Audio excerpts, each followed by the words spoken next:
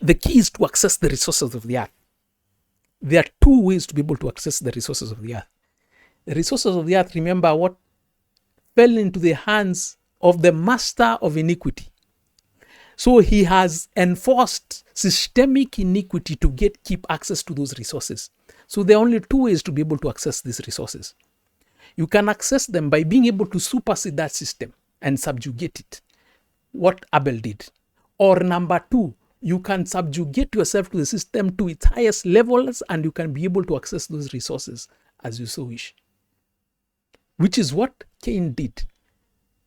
So the second one, basically, the ultimate form of submitting to that is not being your brother's keeper, is cremating of care, is saying that if it means my brother has to go down so that I can be able to access my resources, so be it. It is not my problem. Let him face whatever he has to face, so long as I get what I have to get. And that is what the tribes, Chaldeans and all these other ones used to do. It is exactly what happened with the king of Moabite. This is how serious cremation of care is. Because the king of Moabite, when he saw exactly what was happening, when he saw that he had been given up unto death, he was going to be killed, what did the king of Moabite do? Resorted to cremation of care, the ultimate form of iniquity. He went for the eldest son who was to be the king, because what? A king had been, according to the prophecy of God, or rather desire of God, a king of Moab had to die on that day. So what did he do? He decided to get to the future. His son, who was to be the king, sacrificed the son in front of everyone. And immediately the war stopped, or rather the three kings would not be able to overcome. That is how wicked this thing is. Ultimate form of iniquity is lack of care of your brother. That is the ultimate form of iniquity. By the way, the Moabite king actually sacrificed the son in the goriest way possible, which was basically, he offered him as a burnt offering. And when the king of Moab saw that the battle was too sore for him, he took with him 700 men who drew swords to break through even unto the king of Edom, but they could not. Then he took his eldest son, who should have reigned in his stead, and offered him as a burnt offering upon the wall. And there was a great indignation against Israel, and they departed from him, and they returned to their own land. So you can clearly see that it was not he offered the son as a burnt offering. Ultimate form of cremation of care. Okay? So Christians, for you, at this point, I'll bring this in a small bit, but again, I will prosecute this matter in a bigger way as we proceed down on this video. Who have been the greatest backers of that satanic settler colonial project in Palestine? Who have been the greatest backers of that? Is indeed Christians. And Christians, you've been doing this because of whatever since 1947. You've been doing this because of what? Because of the satanic church eschatology that you've been holding on to, imagining that we require to have a third temple rebuilt to trigger the second coming of Christ. And based on that, you are willing to send anyone, and you're willing to send the Palestinians under whatever form of oppression. That is are you your brother's keepers? Christians, you're demonstrating the greatest form of cremation of care, which has been going on ever since 1947, intensified since towards the end of October in 2023. That has been going on, and you do not care because of why? You are saying that you are going to get to your prophecies by all means necessary. What is the difference between you Christians and Cain? What is the difference between you Christians and the king of Moab? What is the difference between you Christians and those evil tribes that used to take their children under fire? What is the difference between you Christians and what Jeroboam did? Because Jeroboam who taught Israelites how to do these evil things. What's the difference between that? And that is why I'm saying, Christians, you're the greatest purveyors of iniquity. You are devils, all of you, right from the church fathers to the last person in the pews. For as long as you have been holding, you've been keeping quiet as far as Zionism is concerned, either through by omission and commission, you've been supporting this Zionism agenda and you've not been talking. You are not your brother's keepers. You are devils. All of you Christians. Christians, you are satanic. All of you, all over the world, devils. Devils, big devils, just looking pious there. Meanwhile, you are the purveyors of the ultimate forms of iniquity that is currently ongoing, and you do not care. You don't care about your brothers. And I we'll look even into matters, because initially I was concerned, how come Christians cannot see that? Until I came to realize Christians, even their own brothers, right seated next to you, you don't care about them. Christians are the ultimate devils on this planet. So far that we're seeing, you are the ones who've been enabling the iniquity all over this place. So another key indicator, or the train of thought that I'm having here, which is what Matthew 25. Matthew 25, if we can just transition to this, Matthew 25, we should go down to about 31. When the Son of Man shall come in his glory, and all his holy angels with him, and he shall sit upon the throne of his glory, and before him shall be gathered all nations, and he shall separate them from another, as a shepherd divided sheep from goats. And he shall set the sheep on his right and the goats on his left. And then shall the king say unto them on his right hand, say, Come, ye blessed of my Father, inherit the kingdom prepared for you from the foundation of the world. For I hungered, and he gave me meat. I was thirsty, and he gave me drink. I was a stranger, and he took me in. Naked, and he clothed me. I was sick, he visited me. I was in prison, and you came unto me. Then shall the righteous answer, saying, Lord, when we saw you hungering and fed thee, or thirsty and give thee a drink, when we saw thee a stranger and took thee in, or naked and clothed thee, or when we saw the sick in prison and came unto thee. And the king shall answer and say unto them, Verily I say, inasmuch as you have done it unto the least of this my brethren. Note what? Into the least of this my brethren, which is what? Just right among you, ye have done unto me. Then shall he say unto them on the left, Depart from me, ye cast into everlasting fire, prepared for the devil and his angels. For I hungered, listen to this, you all workers of iniquity. For I hungered, and he gave me no meat. I was thirsty, and gave me no drink. For I was a stranger, and you took me not in. Naked, and he clothed me not. Sick in prison, and he visited me not. And they shall also answer him, Lord, when we saw you hungering, athirst, and stranger, and naked, the sick in the prison, and did not minister unto thee.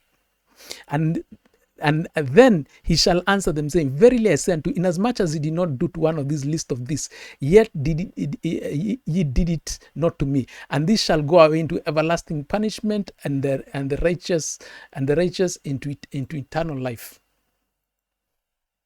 So there you go, you workers of iniquity, calling yourself church fathers. I'm telling you, you have to change your ways starting immediately.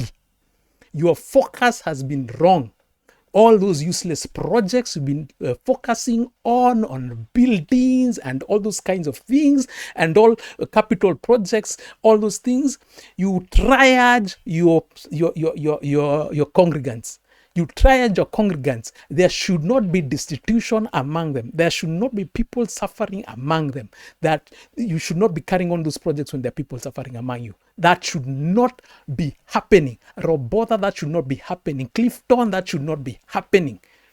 And all you church fathers, that should not be happening. You've seen exactly what Christ is expecting. Whatever list that you're doing to the whatever you did to the list of this brethren, you are doing it unto Jesus, because what? That is the temple. That is the reason why you'll find the Israelites were responding very generously to the temple of God, to the tabernacle and to the temple. So where is the presence of God resting today? It's resting onto men. So you cannot have your congregants in destitution. You cannot have the temple of God being ravaged by destitution, being ravaged by iniquity, the ultimate form of it being destitution. And you church fathers are busy sitting there and asking them to go like what the disciples of Jesus did. That we don't have enough bread, we ask them to go away. Really? I told you, you are workers of iniquity. You have to change your ways. Pronto, quick, fast, minus, slow. That cannot continue. If you're telling me you're still contributing for those useless projects of yours, you're saying you're building a church there, you're building, no problem. You'll meet with Master Jesus, with the Lord himself, and you'll explain to him what you are doing. He'll ask you whether that is where his presence was resting. Is that building that you, Rob Botha, whatever you're trying to build in religious complex, is that where the presence of God is going to be, the presence of God rests? Is that where it rests? You want to unlock resources for that? Take care of your congregants. That is what you see in Acts. That is what you saw with Jesus serving the 4,000 and the 5,000. The minute he started ministering to the situations of destitution, all of a sudden an abundance unlocked. That is how. That is a secret behind sorting out your resources, whatever resources that you want. If resource projects that you want to be built, that is the only way that is going to be built. You will have to shut down those projects. Focus on your congregants. Once you are able, once you find structures of how to be able to resolve these things, because you'll find if you focus on that, if you ask God to give you solutions to that, he'll give you solutions. He'll show you exactly how to be able to do that. He'll tell you exactly, here you can do this, here you can do this, here you can do this, here you can do this, here you can do this. But you will have to allocate resources for that.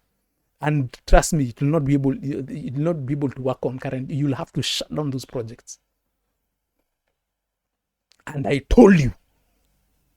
Unfortunately, for some reason, just workers of iniquity cannot even listen. So far, I've clearly demonstrated to you Christians that you are purveyors of iniquity. The root of iniquity that is that has been terrorizing the world, especially for the last 100 years, has been facilitated, aided, abetted by the church, and especially church fathers. So now going to the next thing, just to demonstrate that it is you church fathers where the greatest responsibility lies on correcting this. Just the same way the greatest responsibility lies, you are the ones who bear the greatest responsibility in causing all this nonsense to happen. So this comes in Malachi 3, but you can just go even to Malachi 2 to see exactly how we arrive at Malachi 3. How did we arrive at here where God is talking about cleaning something up and all that? It all starts from Malachi 2. So in Malachi 2, there was a situation in 17 whereby iniquity has taken hold. There is iniquity that has taken hold in the society, and everything is going berserk left, right, and center. And people have now come to a conclusion that God does not mind status quo. God does not mind this level of injustices. Either God changed his mind or does not mind this kind of level of iniquity. It's in that exact scenario that we've been living in. And then the worst bit is church fathers have been trying to suggest that, no, this is a normal state of affairs. We're just looking to heaven. You're looking to heaven, looking to heaven, looking to heaven where? As I started this video, where was Adam put? Was he put in heaven when he was created? He was put on earth and was given dominion over earth. Jesus said that he's come to restore. When you restore something, do you take it to a new place or do you return it back to the original place? You will notice even the prayer of Jesus, the Lord's Prayer. Our Father, what in heaven, hallowed be the name. Thy kingdom come, thy will be done on earth as it is in heaven. Meaning what? He's asking for the kingdom of God to come, not for man to go to heaven, but the kingdom of God to come, the culture of God to come and invade the earth. Invade and overwhelm the earth. That is the objective. So here we have 17. Ye have wearied the Lord with your words. Ye say, wherein have we wearied him? When he say that everyone who doeth evil is good in the sight of the Lord, and he delighted in them, or is a God of judgment. Iniquity has overwhelmed them. Just like it has overwhelmed us today. Iniquity had overwhelmed them, and people have changed their mind and they're thinking God does not mind this. Today, the problem with Christians, you're just looking to heaven. There is no heaven for you, Christians. If that is what you are looking for, you will go there and you will have to show cause why in your time the kingdom did not invade the earth. Guaranteed. Everyone went there before us. They will, especially when they left a situation of iniquity, will have to show cause why in your time the kingdom did not invade the earth. You will have to show cause why. So for those who want to go, you can go. But for me, kingdom will invade the earth in my time. Now, here and today. Wait and see. By the power of God, by the zeal of God, this is happening. Malachi 3. So God is worked up with all this. He's wondering what kind of nonsense is this that people are saying here, that I'm a God of iniquity. Are you calling me a God of iniquity? That is what God is wondering here. Behold, then he shows us where the problem is. Behold, I will send my messenger, and he shall prepare the way before me, and the Lord whom you seek, the Lord of righteousness whom you seek, shall suddenly come to his temple, even the messenger of the covenant whom you delight in. Behold, he shall come, say the Lord of hosts.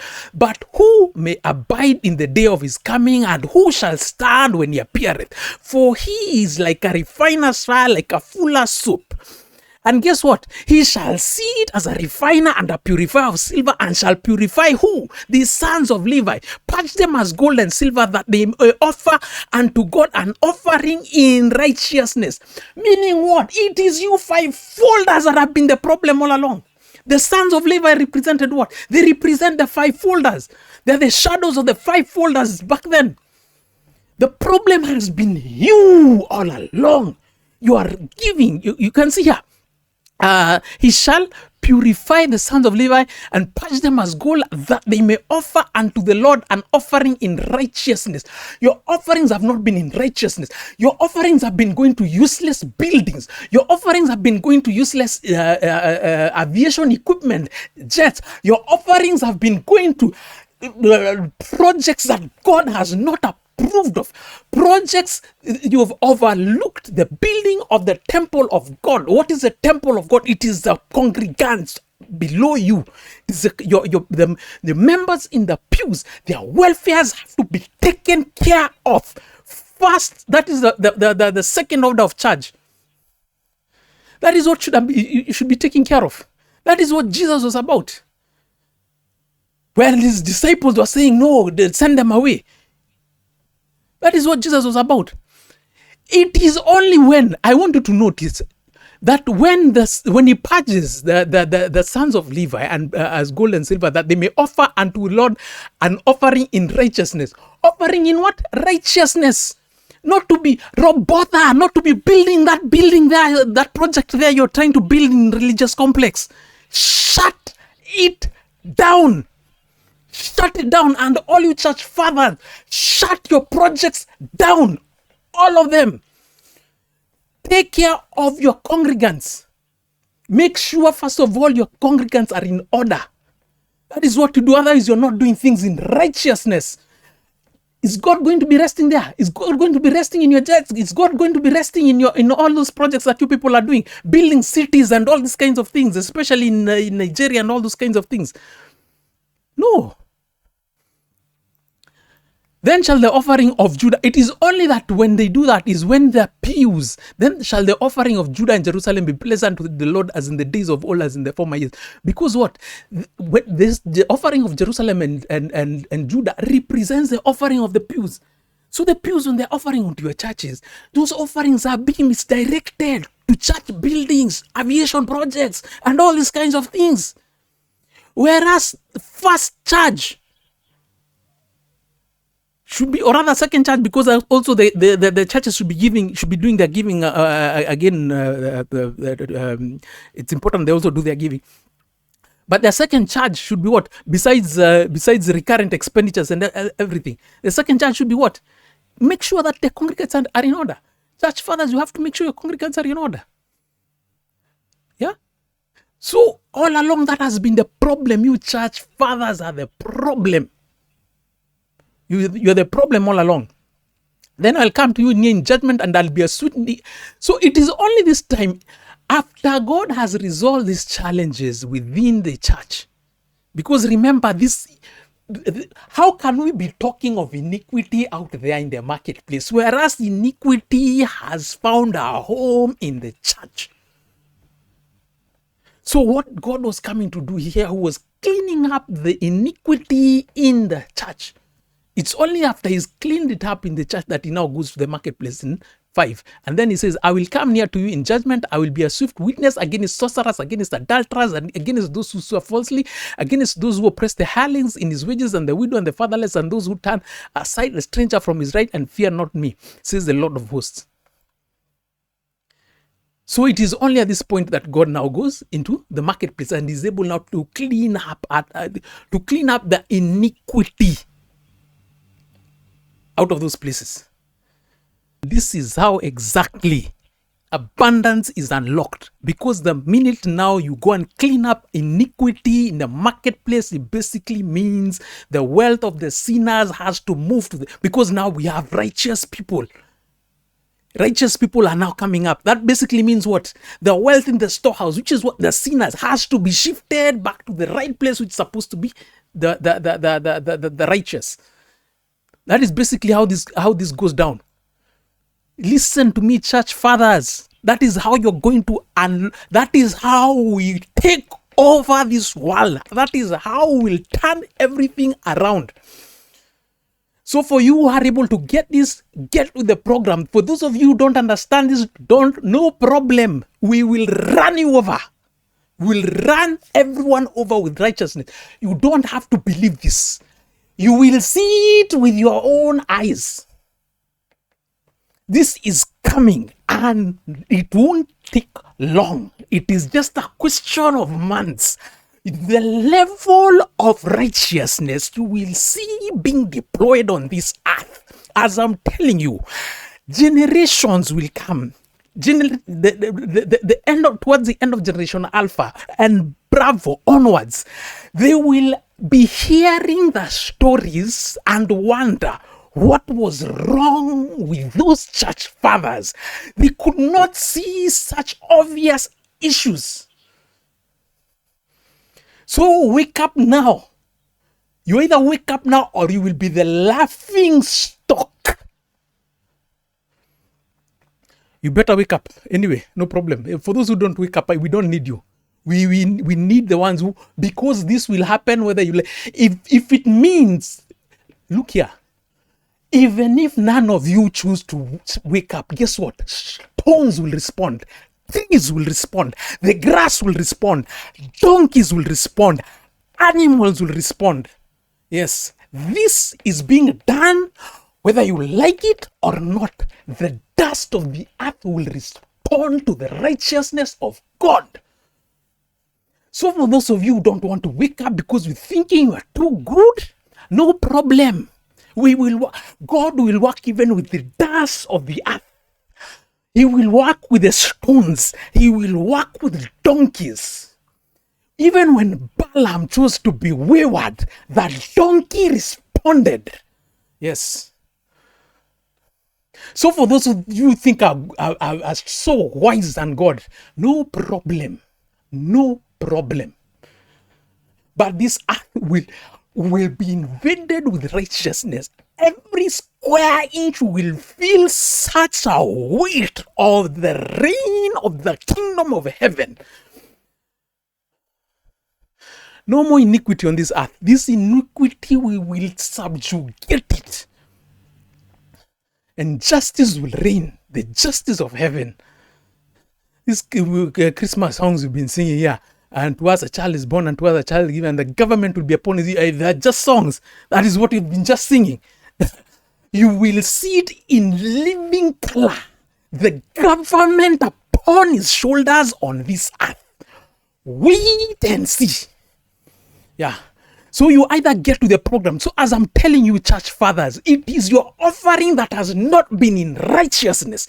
Your offerings have not been in righteousness. It is what that has been fostering iniquity and the situation that we've been experiencing. So get it right. It is what is going to unlock the abundance to do everything else. All those projects that they can be done even bigger, even better. They can be done even way beyond your expectations. But you first have to follow the righteous path, because the resources will be unlocked. But if you don't want to follow no problem. The sand will respond. Donkeys will respond. Trees will respond. You are just being given. All that is happening is what in business is called right of refusal. So you're being given the first right of refusal, so that when you refuse, God can now bring in anyone else who's willing to work with him. We'll work with the donkeys, we'll work with the trees, we'll work with stones, we'll work with everything else. Welcome back to Democratizing the Gospel. My name is Mutuma Gishuru. This is where we endeavor to make the requisite value of the gospel accessible and functional for everyone, such that the impact of the gospel in society becomes overwhelmingly apparent. Should you find the info in these videos being of value to you, please support by liking and sharing the videos. Also consider subscribing to the channel. It's free. You're also welcome to give to this endeavor. Details in the video description below. While to the wise, you can play these at 2x and you'll still be intelligible and you get to complete the message within half the time. In this video, I'll clearly show the evidence from scriptures that Christians in our time we've come to be our own stumbling blocks to righteousness. We have been inadvertently enabling, aiding, and abetting all the evil plaguing this world, as we long abandoned our post and betrayed our covenant of salvation that demands that we enforce God's righteousness on earth. In other words, we acquiesced, surrendered to iniquity, and not only surrendered to iniquity, we became purveyors of it. Basically, the roots of iniquity, and very covert, cunning workers. Very cunning, covert workers of iniquity, while retaining a very pious optics. I'll also show who bears the greatest responsibility of correcting this gross error, and also how it should be done. And finally, I'll show how the tenacious evil pestilence that is Christianity. I will repeat for avoidance of doubt. I will show the tenacious evil pestilence that is Christianity today. Christianity is an evil pestilence.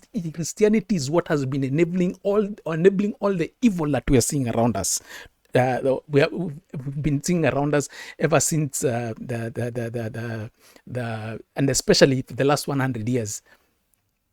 For all this period, Christianity has been the one enabling this, and that this Christianity is appointed for destruction.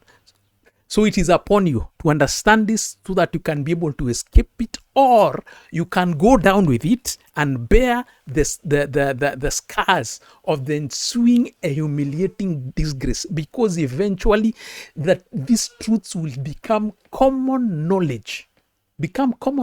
Across the board. It will be known the evil that was plaguing the earth was being enabled by Christians. That will become common knowledge. So it is upon you to understand these things, so that you can escape this soon enough.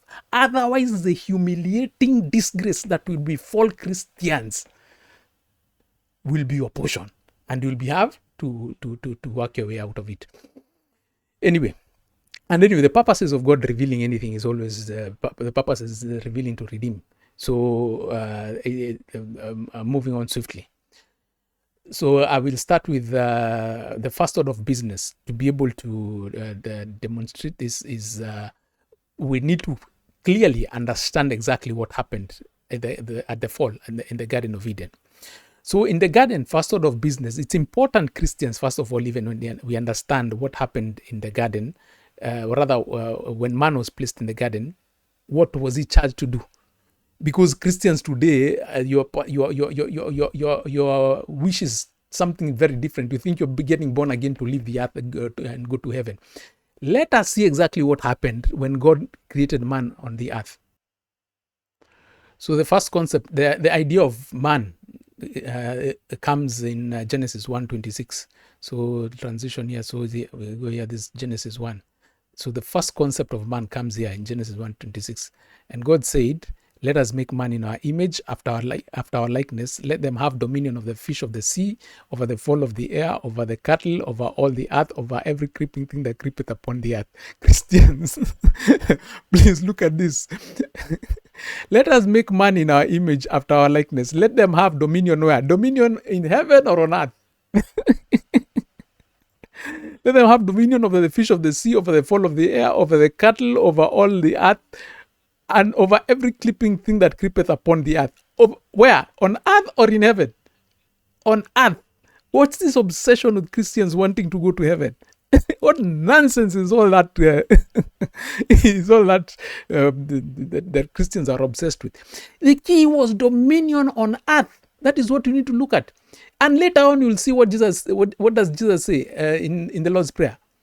The kingdom come, thy will be done on earth as it is in heaven. Later on again, Jesus, when he's praying before his I think it's in John, 2 John. At one point, we'll come to that particular verse. Again, he is telling the Father, do not take them out of the world, but keep them away from evil. That is what he says. But here we have Christians always wanting to go to heaven. What business do you have in heaven? Look at how we started. So when restoration happens, what do you think? You're supposed to be restored back to the earth. Anyway. So 26. So God created man in his own image. In the image of God he created him, and male and female he created them. And God blessed them, and God said unto them, be fruitful and multiply and replenish the earth and subdue it, and have dominion over the fish of the sea, over the fowl of the air, over every living thing that moveth upon the earth. There's something very interesting that I used to see here. Subdue it. Subdue, subdue, subdue. This I never used to understand. What do you mean subdue? If the earth has just been created, what is there to be subdued? I never really used to understand this very well. Until when you actually understand what the contention was here, or rather the purpose of placing man on the earth. Later on, you'll see that man has been directed not to eat from the tree of knowledge of good and evil. This is going to be in chapter 2. So that is chapter 2, verse 16. So in chapter 2, this is chapter 2, right here, verse 16, we see that and the Lord commanded the man, saying, of every tree of the garden thou mayest freely, but of the tree of knowledge of good and evil thou shalt not eat of it, for in the day that you eatest thereof you shall surely die. A very key point in as far as that is concerned. So later on we see that in chapter 3, we see that once the woman comes into play, then the woman is tempted by the serpent to eat from the tree of knowledge of good and evil. And they eat, and they are thrown out of the garden. So it's important to understand exactly what is happening here. To the best of my understanding is, note first of all in Genesis in Genesis 1, the commissioning. Again, I think we'll just need to. So here in Genesis 1, there's a commissioning here in 28. Genesis 1:28. Be fruitful, multiply, replenish there, and subdue it. This subdue is key, because subdue basically means what? Subdue basically means you need to subjugate something. So I've just gotten a meaning of that from my search here. So subdue basically means to subjugate a region of people, for example, by military force, to bring under control by physical force, persuasion, or other means, overcome, to make less intense or prominent, to reduce / tone down. So absolutely crucial that we know that, because we're seeing that man is being asked to subdue, meaning there is something wrong with the earth. You get? There's something wrong with the earth that needs to be subdued. And we are being told, they're being given the process for subduing, which is basically you start by being fruitful, multiplying, and then so you multiply the fruitfulness, and then we replenish the earth.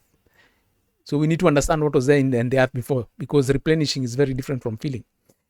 So we need to understand what was there before, and then we need to be able to subdue the earth. So the key to understanding all this is with the fall, or rather trying basically to work things backwards, because later on, once we see that once man fell, later on you will see the devil tempting Christ. You see the devil tempting Christ. I think it's either in the second or the third temptation, whereby he was telling Jesus that if you bow down to me, actually, let me find out that one. Let me find out. That is in Matthew 4:9. So I'll just transition here. Okay, so Matthew 4:9. So this is one of the temptations. Okay, you can start from 8. Again, the devil took him up on the exceeding high mountain and showed him all the kingdoms of the world and the glory of them, and said unto him, all these things I will give thee, if thou wilt fall and worship me. All these things, if thou will give. Actually, these are the versions, or rather, actually the version, the specific word that I wanted was in Luke 4:6, which is basically here. This is the one that I was looking for specifically, because I was looking for this particular word, which says here, and the devil said to him, all this power. So, okay, we can start from 5. This is Luke 4 from 5.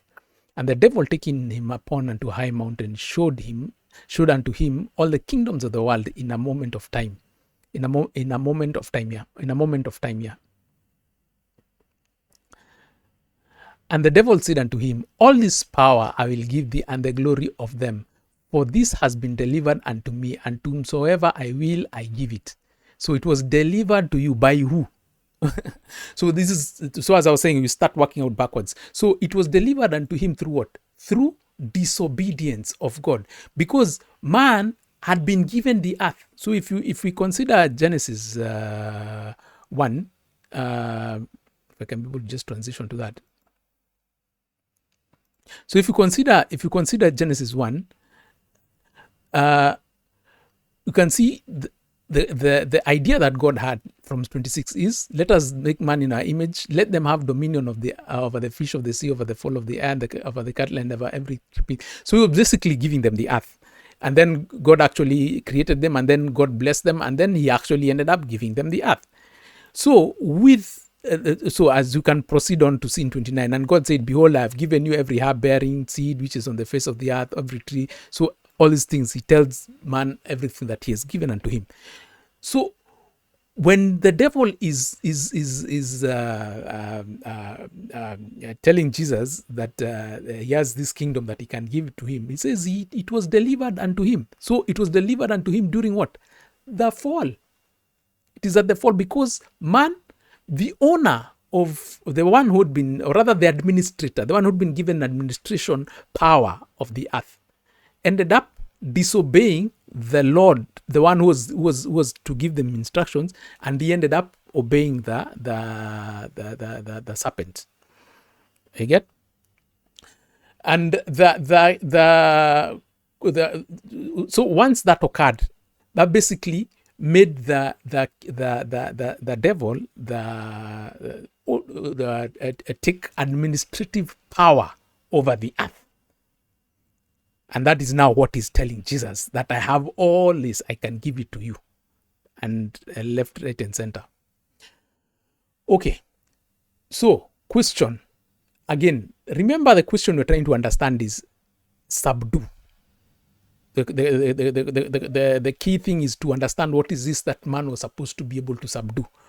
So now that we understand that the devil has taken reins of the land, and or rather reins of the earth, and remember, God had warned man that should you eat from the knowledge of the tree of the knowledge of good and evil, if you disobey me and eat from this particular tree, you shall surely die. Which basically means what? You shall fall under a regime that brings about death.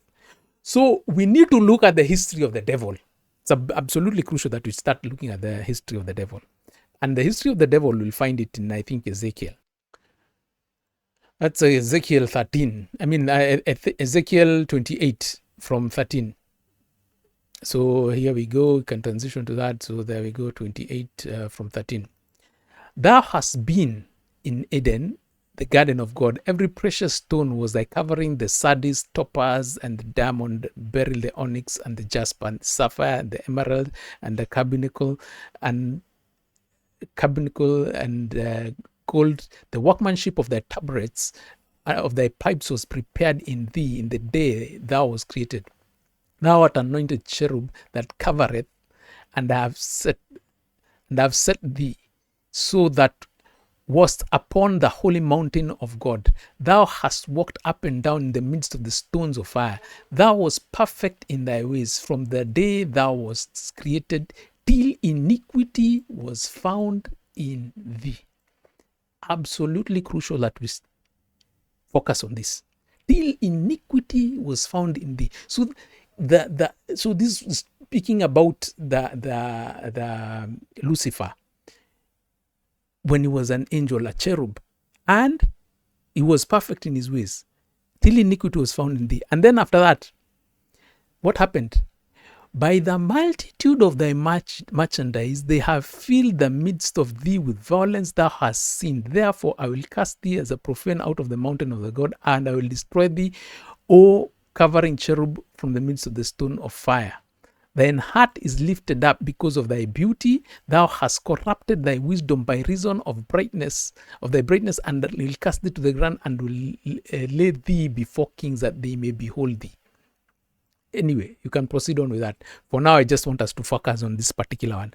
Till iniquity was found is thee. So what exactly is iniquity? That is absolutely crucial that we understand what exactly iniquity.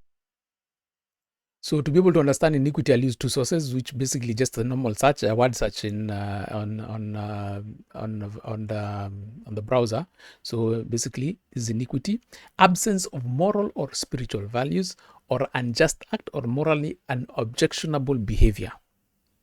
So then number two, I'll use the Blue Letter Bible to be able to go to understand exactly what was the word iniquity that was particularly used there. So in this particular, so I'll again transition. So in Ezekiel, that was in verse 20, chapter 2, Ezekiel 28, verse 15, which is basically here. So let me just bring it closer to, or rather up to the screen, and then I can be able to look at the tool so that I can be able to get to iniquity, and specifically iniquity is right here. Yeah, right here. So that means Strong's H5766. So click on that, and then you can be able to see exactly what it means. So what does this particularly mean? It means injustice and righteousness wrong, violent deeds of injustice, injustice of speech, injustice generally. So we are seeing iniquity is the source of evil. It's actually the source. It is a disposition of being unjust. So basically, evil and sin begins with iniquity, because you are someone who wants to be a purveyor of injustice, to be a purveyor of unfairness, to be a purveyor of you just want to be evil. So iniquity is what starts from the heart. So you have a disposition of iniquity. So that is exactly what we're seeing. What the devil had. That is a disposition that the devil had. Remember, this starts. We're starting with what? We're starting with the commissioning that God gave to Adam, and told him what? To subdue the earth. So clearly, if you start to marry these two particular scenarios, we are seeing that the out of the garden on the earth, we had a master of iniquity. We had a master of iniquity. So the purpose of Adam was to be, he was being brought up to bring the master of iniquity into order, to subjugate the master of iniquity. That is why we're seeing he's being instructed to subdue. So when you see here in Genesis, we're seeing Adam was being instructed to subdue. So God blessed them and God said, and be fruitful, multiply, replenish the earth and subdue it. Key is what? To subdue the iniquity. That is, there's a master of iniquity who's out there. I need you to subdue him. But now, the problem happens that when they fall, because they do not adhere to the instructions of God in as far as the tree of the knowledge of good and evil is concerned. So what happens? They deliver the administration of the earth to the master of iniquity. Now, do you understand why God was telling them that if you do not follow my instructions, you shall surely die? The reason why he was giving that instruction is because if you don't follow my instruction, you're going to fall under the administrative structures of iniquity. Once you fall under the administrative structures of iniquity, you cannot survive under that. Death will follow you. But there's once we see the lineage of Adam out there outside of the garden and out there in the world outside of the garden, we start seeing something very interesting with the sons. That is the Abel and Cain. Something very interesting they're doing that the parents were not doing in the garden, and that is what? It's the sacrifices that they were making. So let us have a look at this. So this is happening in Genesis 4. So in Genesis 4, let us just transition to this. And Adam knew his wife, and she conceived and bore Cain, and I've gotten a man from the Lord. And she again bore the brother Abel, and Abel was a keeper of sheep, but Cain was a tiller of the ground. In the process of time, it came to pass that Cain brought fruit from the ground and offering unto the Lord, and Abel also brought the firstling of his flock and of the fat thereof. And the Lord had respect unto Abel and to his offering, but Cain unto his offering he had no respect, and Cain was very wroth, and his countenance fell. Now, this is something we're not seeing, that we did not see at any point Adam and Eve doing any sacrifices in the garden, but we're seeing certain sacrifices being done in once they get their children in the world. So question, what exactly is happening here? So this is exactly, to the best of my understanding, what is happening in this case. Initial case was, had Adam and Eve followed the instructions of God, they were going to be the administrators of the earth through righteousness. So the system of the administration would have been righteousness. The key was for them to eat from the tree of life. From the tree of life, their desire, or rather, they would have acquired a disposition of righteousness. So if they acquired the disposition of righteousness, then they could have been able to get out out of the garden and administrate the earth in accordance to righteousness. But once they fell under once they disobeyed God, and it basically means they fell from grace and went under who? Under the devil. So under the question is now, what is his administrative structures in as far as the devil is concerned? What happened with him? His administrative structures is iniquity, is injustice. He's looking for every opportunity to deny you. anything. So let me put it in another way.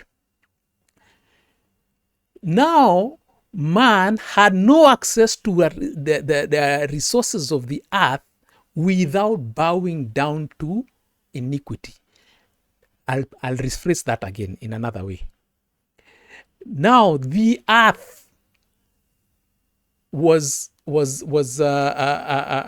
infested with systemic iniquity, meaning, or rather, the resources of the earth were kept by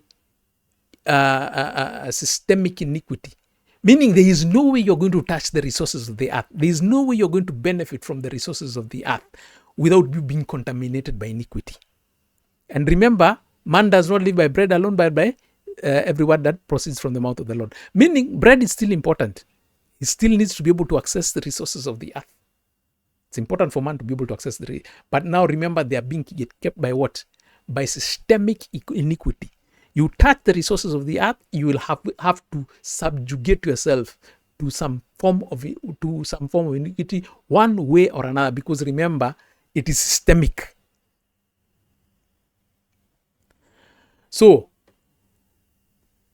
the reason why now we are seeing this Abel and Cain making these sacrifices, what is it that they're doing? They are purging the iniquity from the resources of the earth. Because remember, the sheep that is keeping is from what? Is a benefit of the earth. The plants, I mean, the farm produce that Cain is bringing is a produce of the earth. So this is the reason why we are seeing them doing these sacrifices. These sacrifices are to do what? Are to purge the systemic iniquity from the resources that they've acquired from the earth. Meaning what? So that the iniquity does not contaminate them. They don't get contaminated by systemic iniquity. The only problem is Abel gets it right, because when we see it,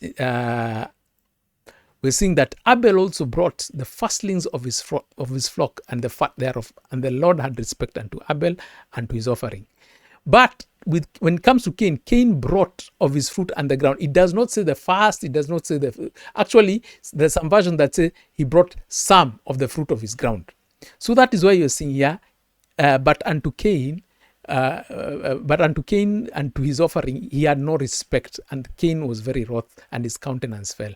Meaning what? God did not accept that offering from Cain because it was not the best of what he was bringing. But you can see for Cain, it was the best of what he was bringing, of the best of what he had.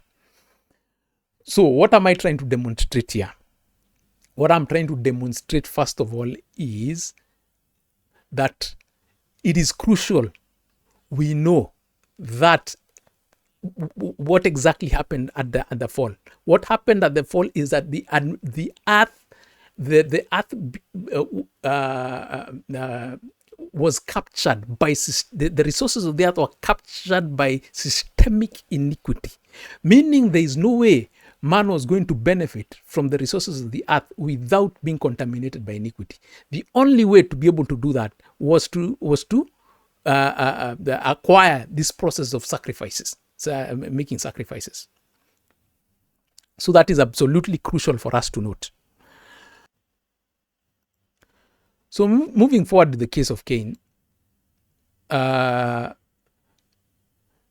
we can see from 6, and the Lord said unto Cain, why art thou wroth? Because Cain's countenance fell. And why is thy countenance fallen? If thou doest well, will thou not be accepted? And if thou does not well, sin lieth at the door, and unto thee shall be desired, and thou shalt rule over him. So what God is trying to show him, or rather what God is trying to tell Cain, that if you just do the right thing. Look, Abel brought the best of the fruit of his ground, or rather what he had gained from the earth. So just don't bring me anything, bring me the best of what you have. If you bring me the best of what you have, then you'll be. So it was just showing him the right thing to do. But then Cain did not bother to do that. What does Cain do? Let us proceed on what Cain does. And Cain talked with Abel, his brother, and it came to pass when they were in the field, and Cain rose up against his brother and slew him.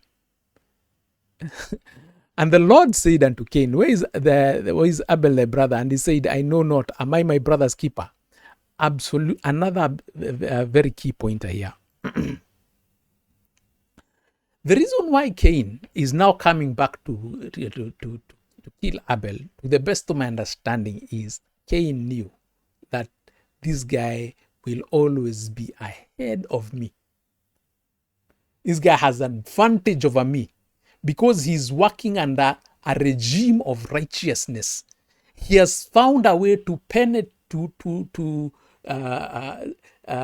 subjugate the systemic iniquity. So he's what is the word I'm looking for? He's cracked the code to subjugating systemic iniquity and benefit from the earth in righteousness. So he knew this guy will always be ahead of him. On the other hand, Abel chose to subjugate himself in the system of iniquity. What is the ultimate form of iniquity? We need to look at the ultimate form of righteousness and the ultimate form of righteousness and the ultimate form of iniquity. Ultimate form of righteousness is being a brother's keeper. That is the ultimate form of righteousness, and that is why it is the second greatest commandment.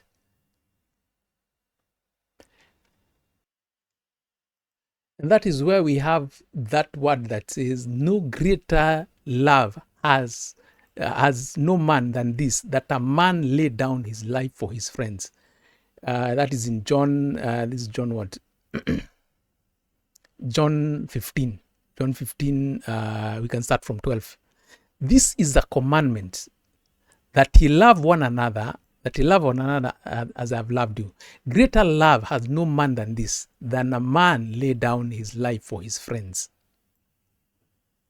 So the ultimate, the peak of righteousness, the peak of righteous administration is being a brother's keeper.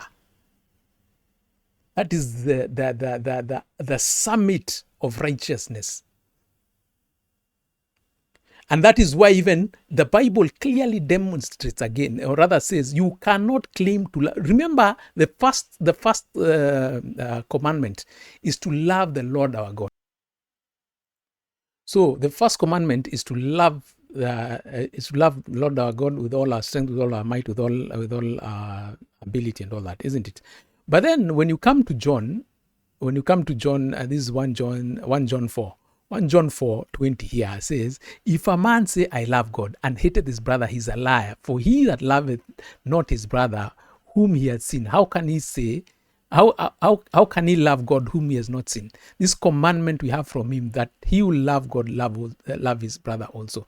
Meaning what? Those two commandments are dependent on each other. To love God and to love your brother, rather to love your neighbor as you love yourself. Those two commandments are dependent on each other, because the first one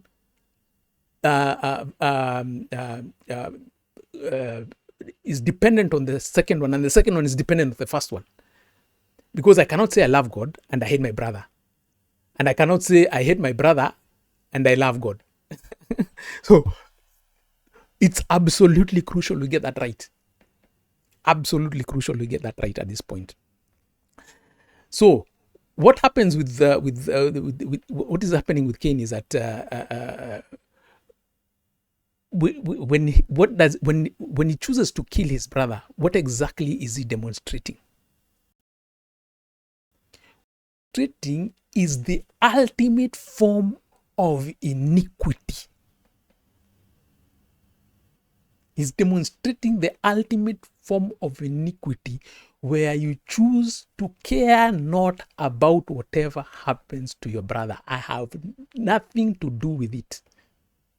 Actually, for him, it was more of, I will get to what I want to get to, even if it means I have to, my brother has to suffer.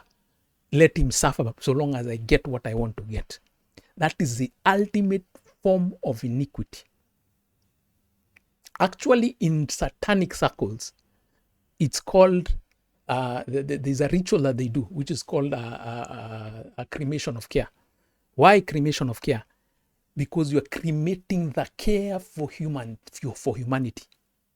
That is what basically you're doing. I will just demonstrate this shortly. If you can just go to Wikipedia and look for, or rather just go and search cremation of care. So first time I came across the concept of cremation of care and everything was through, that was back around 2006, 2009 there. Around that period, I used to follow Alex Jones in his on his Infowars website and basically videos and everything. So he had he used to make documentaries. Then there used to be in a site called Prison Planet TV. So among them, there was a documentary that was called Dark Secrets of Bohemian Groove. So Dark Secrets of Bohemian Groove was about some rich elites that used to go into a ranch that was called Bohemian Groove, and they were doing some satanic rituals there and everything. So one time Alex Jones went there with the camera. Covertly went there with the camera, and that's when he captured that particular event called cremation of care. So basically, what is cremation of care? And basically the one we'll see on Wikipedia refers to that particular thing, what happens in the Bohemian Groove. So the cremation of care is an annual ritual production written. So they say it's a production. It is not a production. This is an actual ritual that they do. Written, produced, and performed by and for members of the Bohemian Club. It is staged at the Bohemian Groove near Monterey, California, in front of a 40-foot tall image of an owl at a small artificial lake amid a private old growth grove of redwoods. The dramatic performance presented on the first night of the annual encampment is an allegorical banishing of worldly cares for the club members to present symbolically the salvation of the trees by the club. But the secretive nature of the Bohemians and the political power of some of its members has been criticized. So you need to understand exactly. I hope it's now making it's becoming a bit clearer what exactly is happening. What they do at the Bohemian Groove is what was done by Cain by killing of his brother. Cain killing his brother was the beginning of cremation of care. Cain killing of his brother is what ended up to be that wicked tribes that God would want Israelites not to be doing, to pass their children on fire. It's not passing them on fire. They were sacrificing them on fire. That was cremation of care.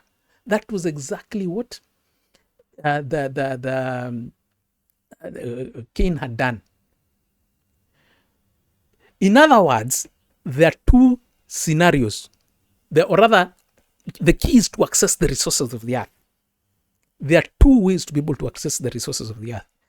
The resources of the earth, remember, what fell into the hands of the master of iniquity. So he has enforced systemic iniquity to keep access to those resources. So there are only two ways to be able to access these resources. You can access them by being able to supersede that system and subjugate it, what Abel did.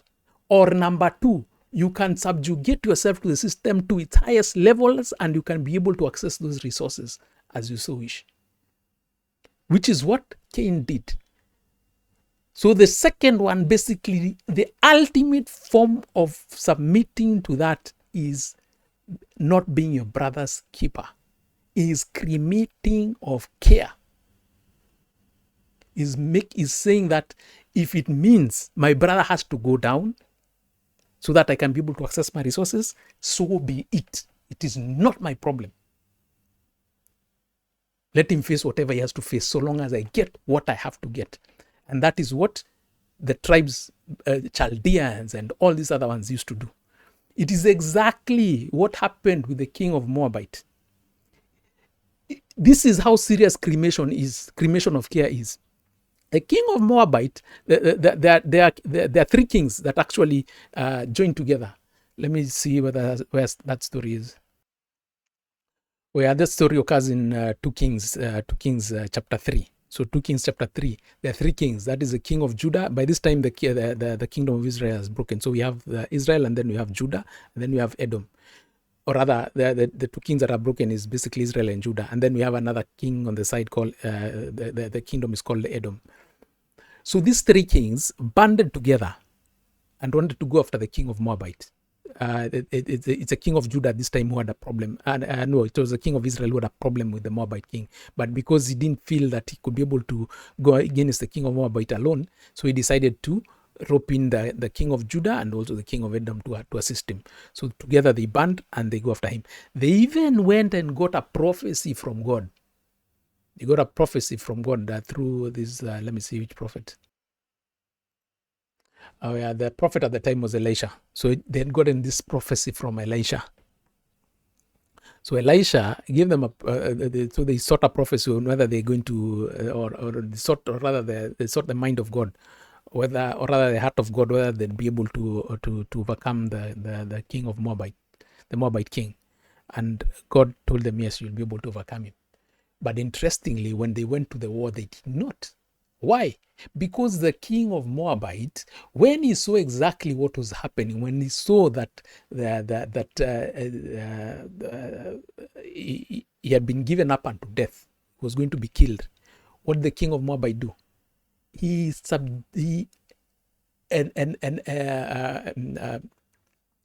resorted to cremation of care, the ultimate form of iniquity.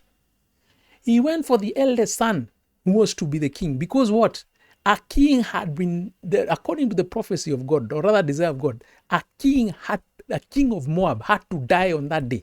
So what did he do? He decided to get to the future. His son, who was to be the king, sacrificed the son in front of everyone. Sacrificed the son, and immediately the war stopped, or rather the three kings would not be able to overcome. That is how wicked this thing is. Ultimate form of iniquity is lack of care of your brother. That is the ultimate form of iniquity. By the way, the Moabite king actually sacrificed the son in the goriest way possible, which was basically, he offered him as a burnt offering. That is in, if I can just transition here, that you can be able to see it for sure. That is 2 Kings 3, chapter 3, 2 Kings chapter 3, on the last chapter, that is on 27. And he took, so here, he can start from 26. And when the king of Moab saw that the battle was too sore for him, he took with him 700 men who drew swords to break through even unto the king of Edom, but they could not. Then he took his eldest son, who should have reigned in his stead, and offered him as a burnt offering upon the wall. And there was a great indignation against Israel, and they departed from him, and they returned to their own land. So you can clearly see that it was not he offered the son as a burnt offering. Ultimate form of cremation of care. You get? So Christians, for you, at this point, I'll bring this in a small bit, but again, I will prosecute this matter in a bigger way as we proceed down on this video. Ever since the creation of that land, called is that colonial settler colonial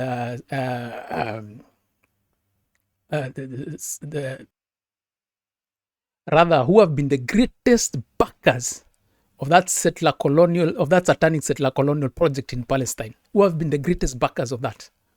Isn't it Christians? And Christians, you've been doing this because of whatever since 1947. You've been doing this because of what? Because of the satanic church eschatology that you've been holding on to, imagining that we require to have a third temple rebuilt to trigger the second coming of Christ. And based on that, you are willing to send anyone, and you're willing to send the Palestinians under whatever form of oppression. That is are you your brother's keepers? You have Christians, you're demonstrating the greatest form of cremation of care, which has been going on ever since 1947, intensified since towards the end of October in 2023. That has been going on, and you do not care because of why? You are saying that you are going to get you're going to get to your prophecies by all means necessary. What is the difference between you Christians and Cain? What is the difference between you Christians and the king of Moab? What is the difference between you Christians and those evil tribes that used to take their children under fire? What is the difference between you Christians and what Jeroboam did? Because Jeroboam who taught Israelites how to do these evil things. What's the difference between that? And that is why I'm saying, Christians, you're the greatest purveyors of iniquity. You are devils, all of you, right from the church fathers to the last person in the pews. For as long as you have been holding, you've been keeping quiet as far as Zionism is concerned, either through by omission and commission, you've been supporting this Zionism agenda and you've not been talking. You are not your brother's keepers. You are devils. All of you Christians. Christians, you are satanic. All of you, all over the world, devils. Devils, big devils, just looking pious there. Meanwhile, you are the purveyors of the ultimate forms of iniquity that is currently ongoing, and you do not care. You don't care about your brothers. And I we'll look even into matters, because initially I was concerned, how come Christians cannot see that? Until I came to realize Christians, even their own brothers, right seated next to you, you don't care about them. Christians are the ultimate devils on this planet. So far, that we're seeing. You are the ones who've been enabling the iniquity all over this place.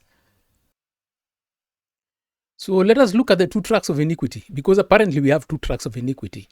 So the first track of iniquity is what is called the way of Cain. The way of Cain is overt, is obvious, and he is clearly telling God, I will not follow your ways. Yeah? So I'll just transition to my script right here at this point. So we clearly have the way of Cain, which overtly disavows God and wants nothing to do with God. Clearly wants nothing to do with God. Cain had been told exactly what he can do to be able to redeem himself, but he did not. But instead went straight to cremation of care, the ultimate form of telling God, I will not work with you, I will not follow your ways, and I will still access what I need. I need to access the resources of the earth. If they require me to bow to iniquity, I will bow to I will submit myself to the ways of iniquity to the greatest way possible. And he went on to kill his brother to demonstrate that. You get? Then there is number two, the way of Balaam. The way of Balaam is basically a covert form of iniquity, because you look like you're following the ways of God. Just the same way Balaam looked like he was a man of God, but at the right price, he will choose to do anything else. Because when he was first approached by it was a Moabite king again, when the children of Israel were passing by around his kingdom, And this king asked him was asking him to, actually just asked for him to come. He did not explain exactly what he wanted. He was just asking for him to come. When Balaam went and consulted God and asked God, should I follow this man? God told him no. Then that king sent more noble men to him and offered even more money if he went to listen to what the king had to say. Then Balaam again goes to God and asks him, should I follow this man? God is wondering, if I told you no the first time, do you think the money will change my mind? And that's when, meaning what? Balaam was a man who was following God in as much as he was with God. His ultimate was selfish interest. He was driven by selfish interests. That is why the minute he saw the money, all of a sudden, he's still consulting God. Should I? Because the first time should have been clear. You're not supposed to follow these men, no matter how many noble men they send, no matter how much money, or rather how much wealth they want to give you, you are not supposed to be following them. Yeah?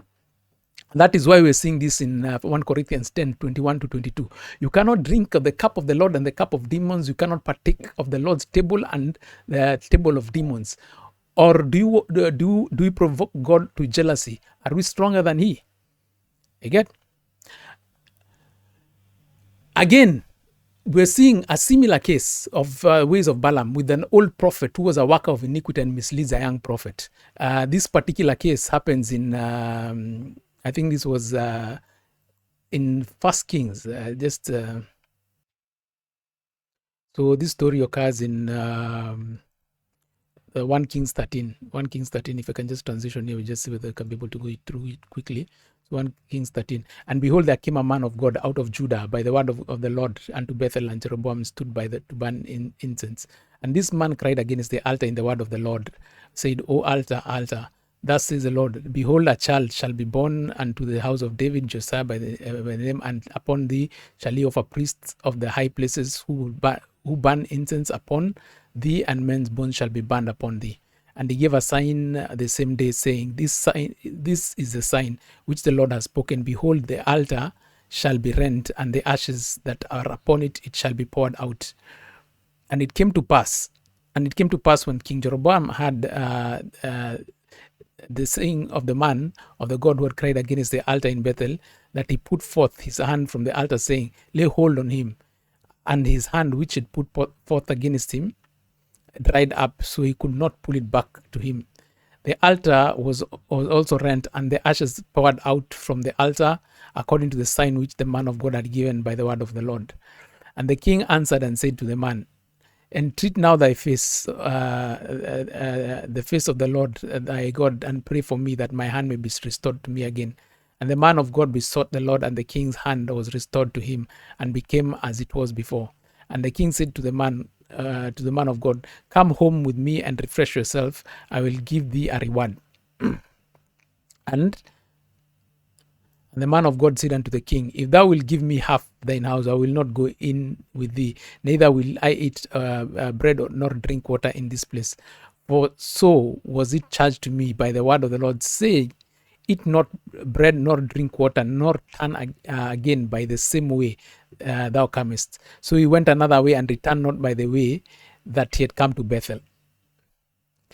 Now there dwelt an old prophet in Bethel. Now this is now the point. Now there dwelt an old prophet in Bethel, and his sons came and told him all the works that the man of God had done that day in Bethel, and the words which he had spoken unto the king, and them that they told also to their father. And their father said unto them, What way went he? For his sons had seen which way the man of God had went, who came from Judah. And he said unto his sons, Saddle me an ass. So they saddled him an ass, and he rode thereon, and went after the man of God, and found him sitting under an oak, and said unto him, Art thou the man of God who comest from Judah? And he said, I am. Then he said unto him, Come home with me and eat bread. And he said, I may not return with thee, nor go with thee, neither will I eat bread nor drink water with thee in this place. For it was said to me by the word of God, Thou shalt eat no bread nor drink water there, nor turn back to go by the same way thou came. He said unto him, I am a prophet, so also as thou art. And an angel spoke to me by the word of God, saying, Bring him back with thee into the house, that he may eat bread and drink water. But he lied unto him.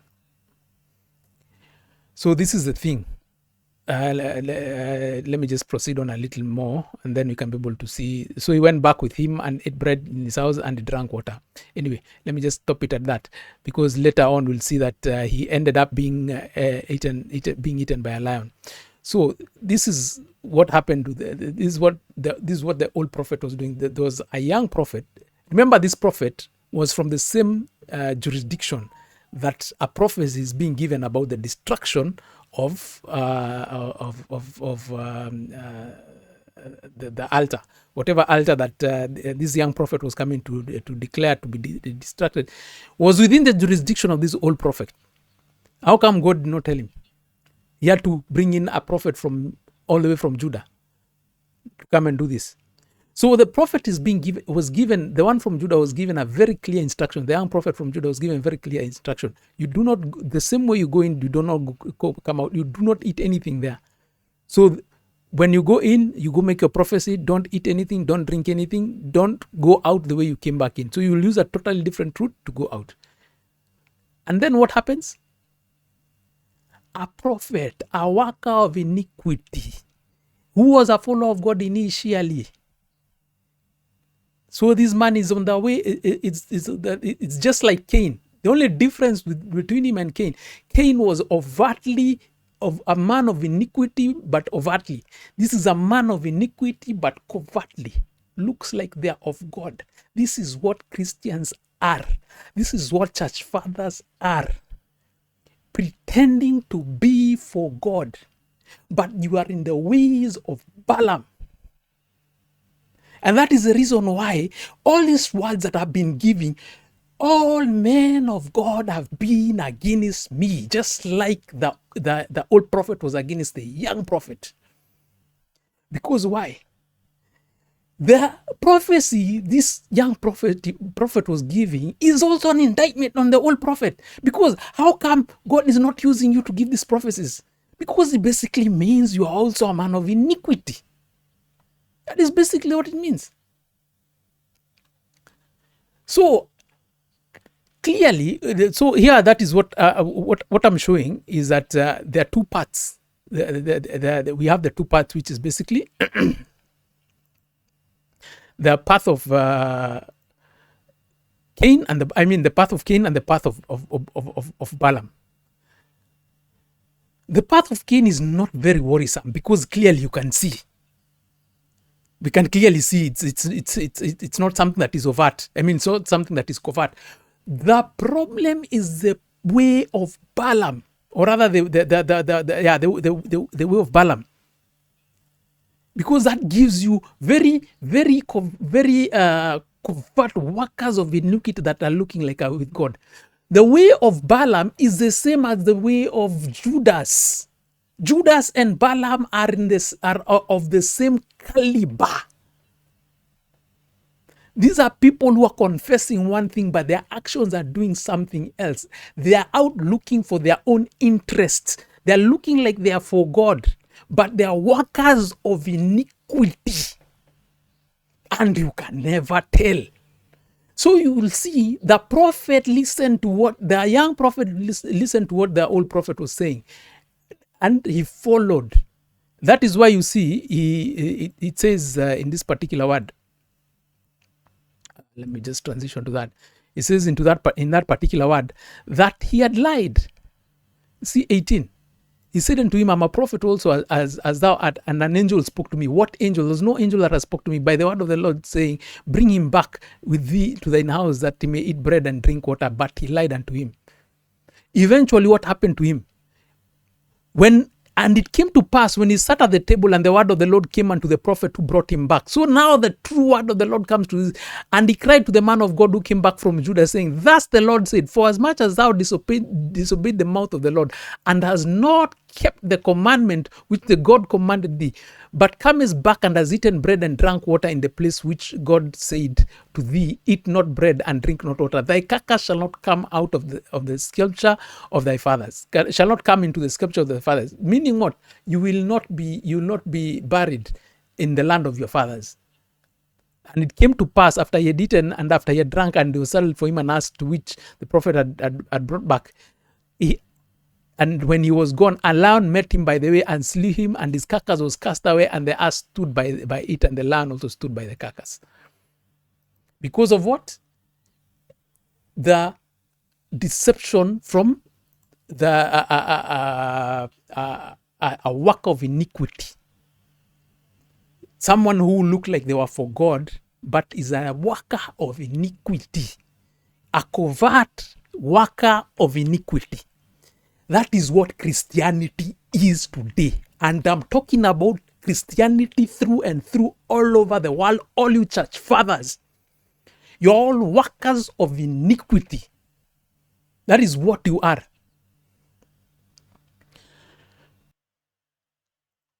So now I'll bring the matter even closer home. I'll bring the matter even closer home to demonstrate beyond a shadow of doubt that you're all workers of iniquity. I will ask you, in your budgets of your revenues, whatever you're collecting from your congregants and everything, in your budget, what budget is committed to the welfare of your members? What budget is committed to what percentage of your budget is committed to the welfare of your members? If your members are having any particular challenges, are they being taken care of by your churches? Are they being taken care of by the budget of the church? Are you your brothers' keepers? Because it starts with you, church fathers. Remember, the Bible says that regarding fathers, it says a man who does not take care of the members of his family is equal to an infidel. That is in 1 Timothy 5:8. 1 Timothy 5:8. But if any provide not for his own, and especially for those of his own house, he that has denied the faith and worse than an infidel. Because you're supposed to be what? Your brother's keepers. Church is like family. Church and family is more or less of the same caliber. Meaning, the first charge of the welfare, when the churches, in as much as you can go and take care of welfare of others outside the church and everything, the first charge of the responsibility of the resources to the welfare that's supposed to be taken care of is who? Same members within your the household.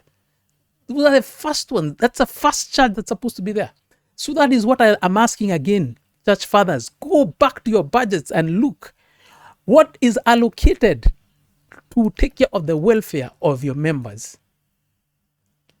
If it is anything less than 10%, you are doing poorly. And I'll not be surprised, even for some of you, is way lower than that, or even non-existent.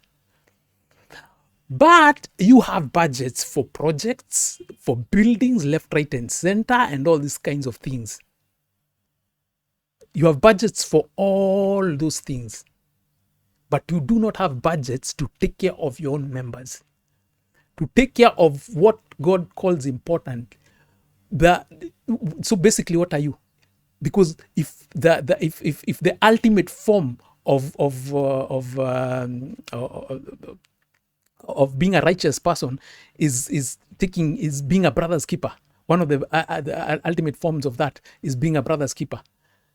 So you're not keeping your brothers, but you're willing to let them. You're willing to ignore them and look into budgets of other things. Aren't you the workers of iniquity, purveyors of iniquity, roots of iniquity? Isn't that what you are? That I'm keeping on saying, yeah. That's exactly what you are. Now, let us just proceed on and look into some of the words in some Bible verses regarding that.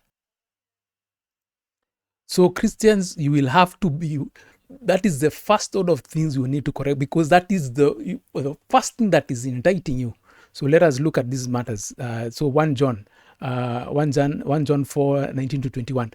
We love him because he first loves us. If a man say, I love God, and hated his brother, he's a liar. For he that loveth not his brother whom he has seen, how can he say he loved God whom he has not seen? And this commandment you have from him, that he who love God, love his brother also. Absolutely crucial. Meaning what? Those two,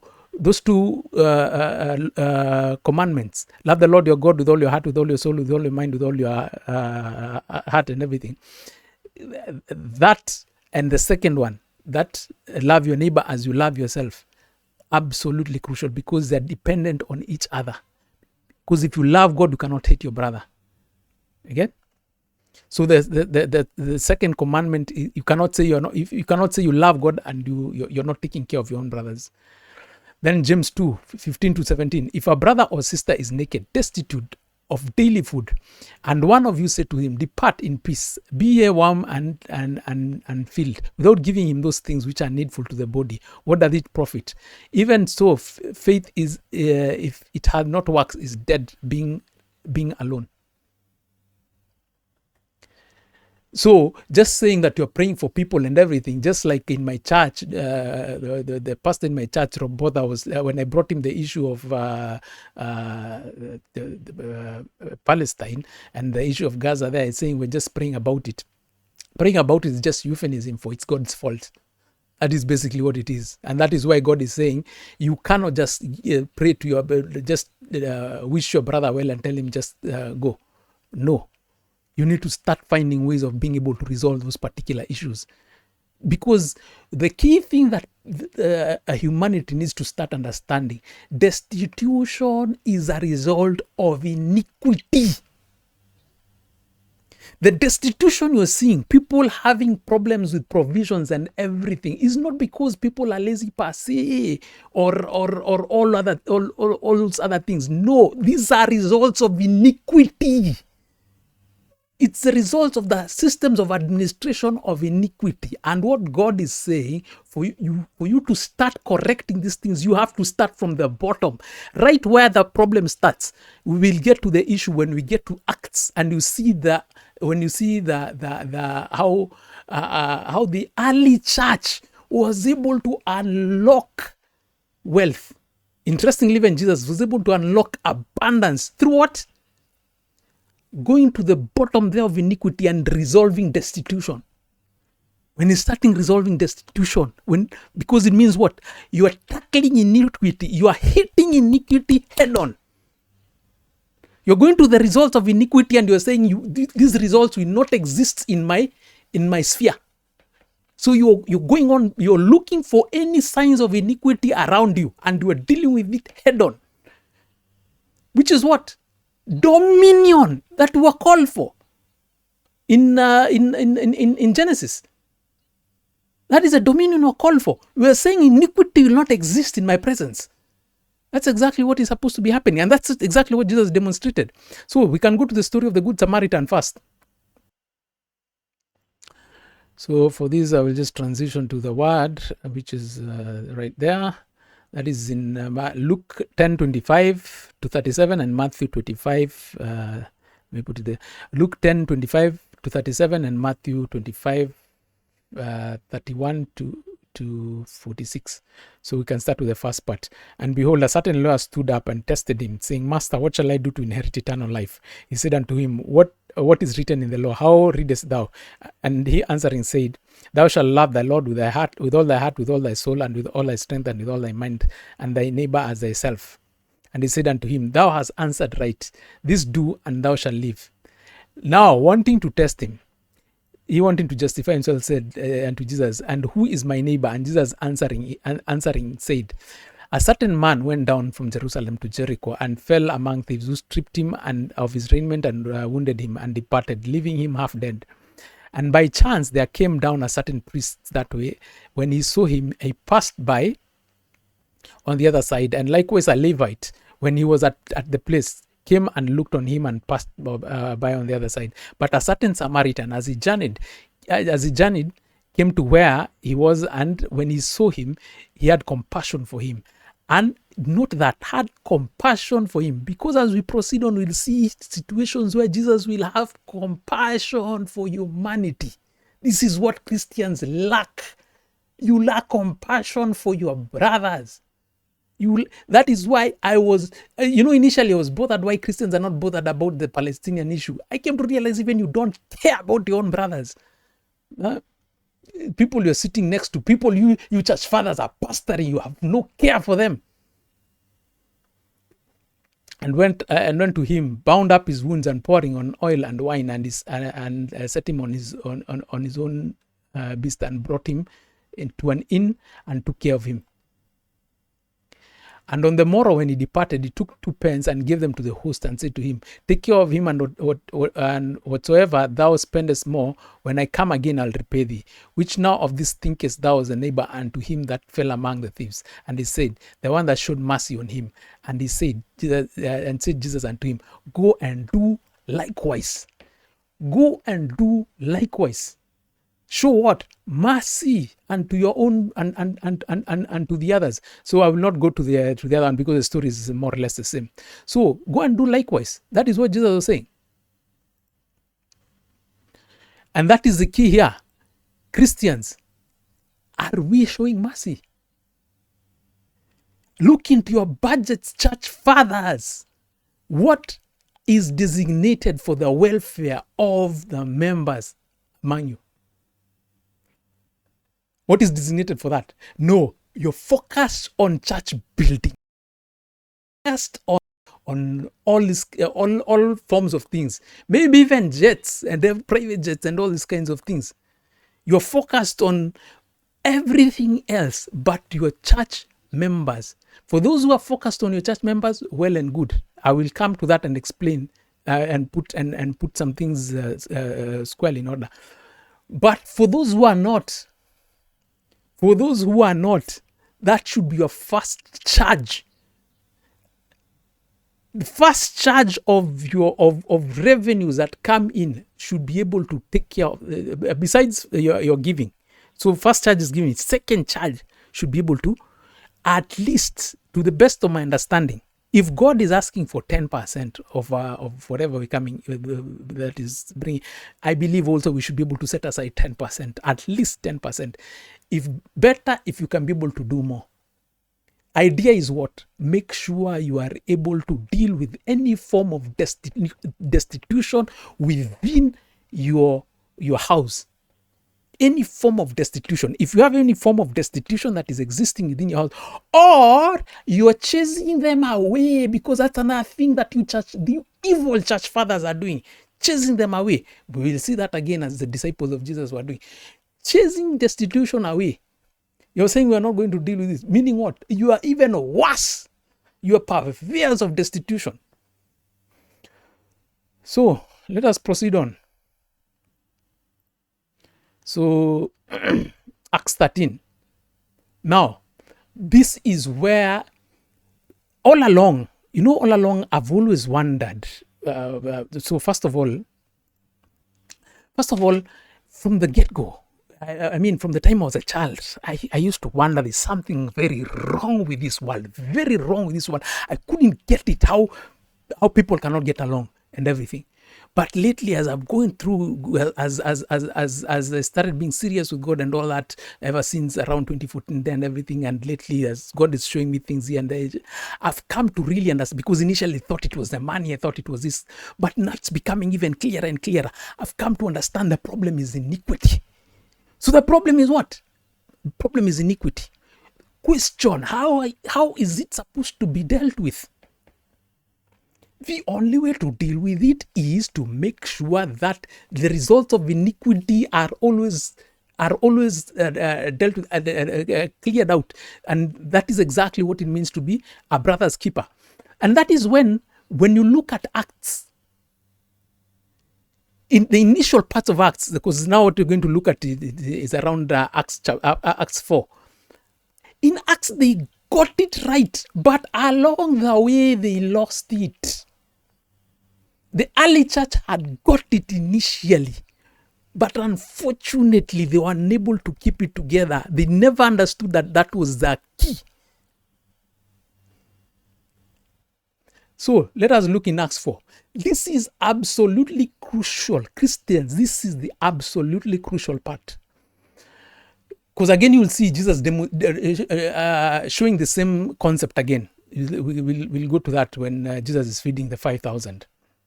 feeding the 5,000 and also feeding I think there was also a situation where it's 7,000 or something like that.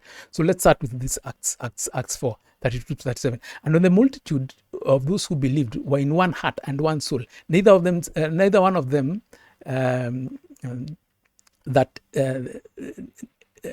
neither said any one of them that any of the things which they possessed was his, but they had all things in common. And with great power and apostles gave the witness to the resurrection of the Lord Jesus, and a great grace was upon them all. Neither was there any of them that lacked, for as many that were possessors of land or houses sold and brought the prices of the things that were sold, and laid them down at the apostles' feet, and distribution was made unto every man according as he had needed. And Joseph, who was son of the apostles Barnabas, which is being interpreted the son of consolation, and Levi, country of Cyprus, having land, sold and bought the money and laid it at the apostles' feet. It is based on this that you'll see that that the church kept on growing and growing in leaps and bounds, because they made sure that there were provisions to take care of everyone in the church. I'm not exactly a fan of socialism or anything. That is not the point. The point is not socialism, because even later on you'll see when God is saying that each man should be under his fig tree. So it's not like I'm advocating for socialism. Yeah, no. What I am saying is situations you need. Let's say, for example, I'm a church father today.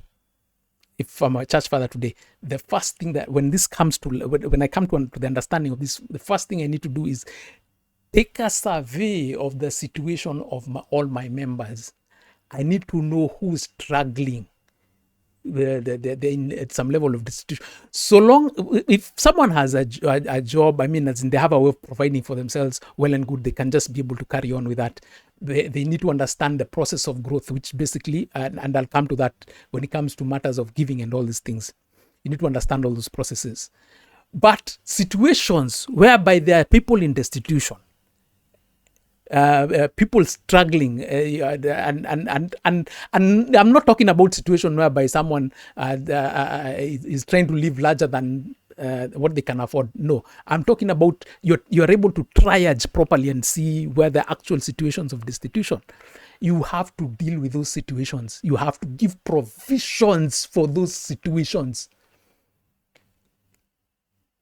That is your responsibility. If you are unable to do that, you are workers of iniquity. You are purveyors of iniquity. You are not being your brother's keepers. So that is what you're seeing in Acts. That was the key to the exponential growth in Acts. But interestingly, this system of generosity along the way disappeared. Because later on you are seeing Paul is only being supported by only one church. He's being supported by a Philippian church.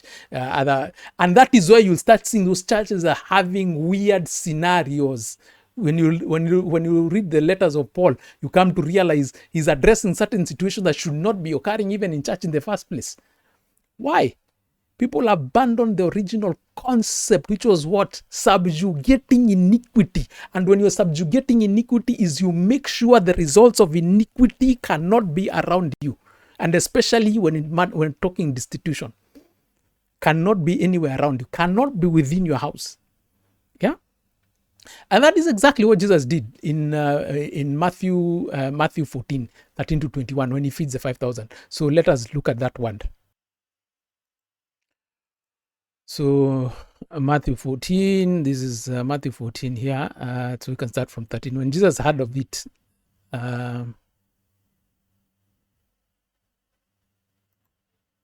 he departed hence by boat into a desert place. And when the people had heard thereof, they followed him on foot out of the cities.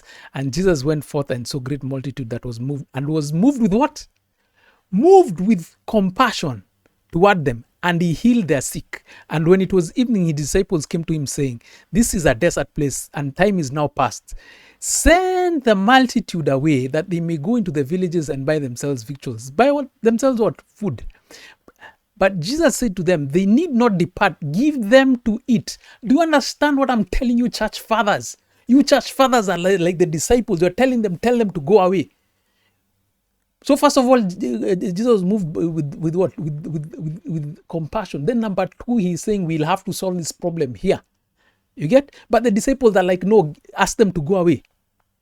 Jesus said unto them, they need not depart, give them to it. And they said unto him, we have here but 5 loaves and 2 fishes. I'm sure most of you will say we are not able to resolve these problems, the problems among the brethren, using the resources that we have. That is where now you go and seek God and ask him for the wisdom and exactly what this should be done. Because that's exactly what Jesus did. And he said unto me, we have here but 5 loaves and 2 fishes. So those little resources, Jesus said, bring them hither to me. And he commanded the multitude to sit on the grass, and took 5 loaves and 2 fishes, and looking up to the heaven, he blessed and broke the loaves and gave them to his disciples, and the disciples to the multitude. And they all ate and were filled, and they took up fragments that remained, 12 basketfuls. Of those that had eaten were about 5,000 men, besides women and children. Now I want you to understand this is how to unlock abundance among you. You have to fulfill the second greatest commandment. That is how you unlock abundance. You want to build those big churches. You want to buy all those big jets. You want to do all those mega things that you're doing. You will have to first of all take care of your brothers. That is the first thing that will have to happen. And that is the key that Jesus was giving us here. This is the key that he's giving us here. He is saying, first of all, take care of your brethren. The minute you start taking care of your brethren, that is the ultimate the ultimate form of righteousness. One of the ultimate forms of righteousness being what? A brother's keeper. So the minute you become a brother's keeper, then it basically means you supersede the systems of iniquity, and now you can be able to access the wealth of the earth. You get? Absolutely crucial that you get this. That is why all this time we've been having all these challenges left, right, and center. You find that Christianity is not moving any needle as far as culture is concerned. We just have iniquity left, right, and center. This is how we defeat iniquity. This is how we transfer wealth from the sinners. Remember, the wealth of the sinners is stored up for what? The righteous. Meaning what? Right now as we speak, even you people, even you church fathers are just sinners. That is why you don't have the wealth. The minute you start implementing this, guess what? You become the righteous, and the wealth of the sinners has no otherwise than to be moved to the righteous. The storehouse has to be open for you to take everything from the sinners. Because right now it's in a storehouse. You get? So that is absolutely key for Christians to understand, and especially church fathers. Absolutely crucial for you to understand. You start triaging your scenarios among your congregants. You understand what is where. You understand how to be able to triage and know. For God to be able to make it clear to you who are just out to take advantage and who is really which are situations that actually have to be assisted. This whole nonsense of sending people away, robotha, especially the church fathers in the Middle East and such scenarios where you people have a habit of sending destitute situations away. Workers of iniquity.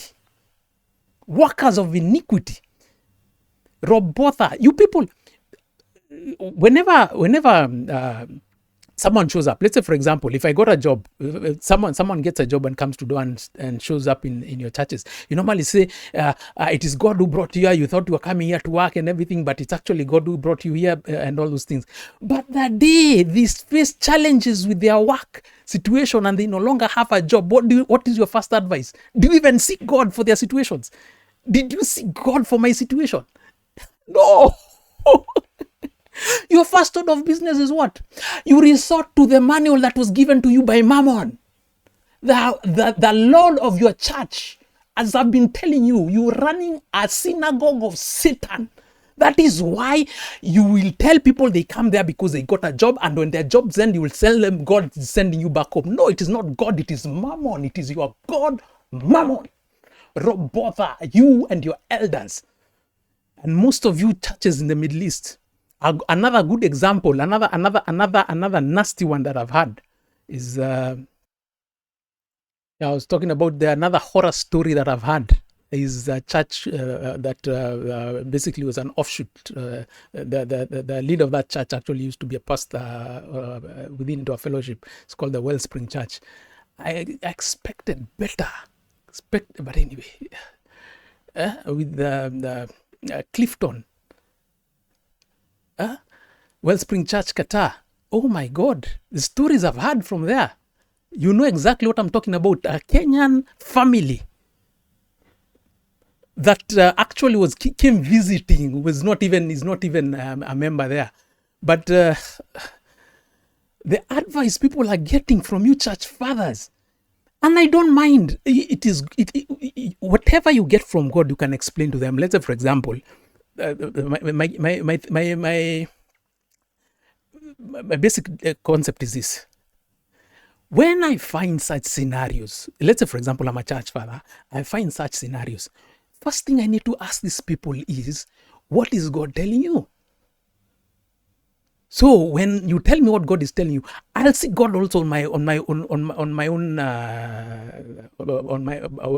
myself, so that I understand what God is saying about you. Then, if it agrees, then I can ask God exactly how can I be able to be of assistance to them. And if I'm feeling something different, then I'll tell you I'm feeling something different. But this nonsense that people are, when they're showing up in your churches, you're saying, it is God who brought you here. Mind you, it is their jobs. They came here because of the salaries that they're earning. And when those salaries stop coming in and they have to go, all of a sudden you're telling them, oh no, God is telling you go out. Really? What God? It is Mammon. Your churches are your lot of your churches are Mammon. That is what they are, you Clifton. That is what they are, you Rob Botha. And everyone else who's doing this kind of nonsense, especially in the Middle East area. You people are disgusting. This is a way of Balaam, basically. You pretenders. You look like you're for God, but you're workers of iniquity. When iniquity is doing its most, when iniquity is delivering destitution, you're rubber stamping the destitution by telling people, no, we will not resolve it. We will let destitution take its full course. That is what you're saying. Yeah? It's shocking. Shocking. And when I put this to you, guess who now becomes who are you pointing at to be the wrong person? No, you're saying I'm the one who's wrong. Really? I'm the one who's wrong.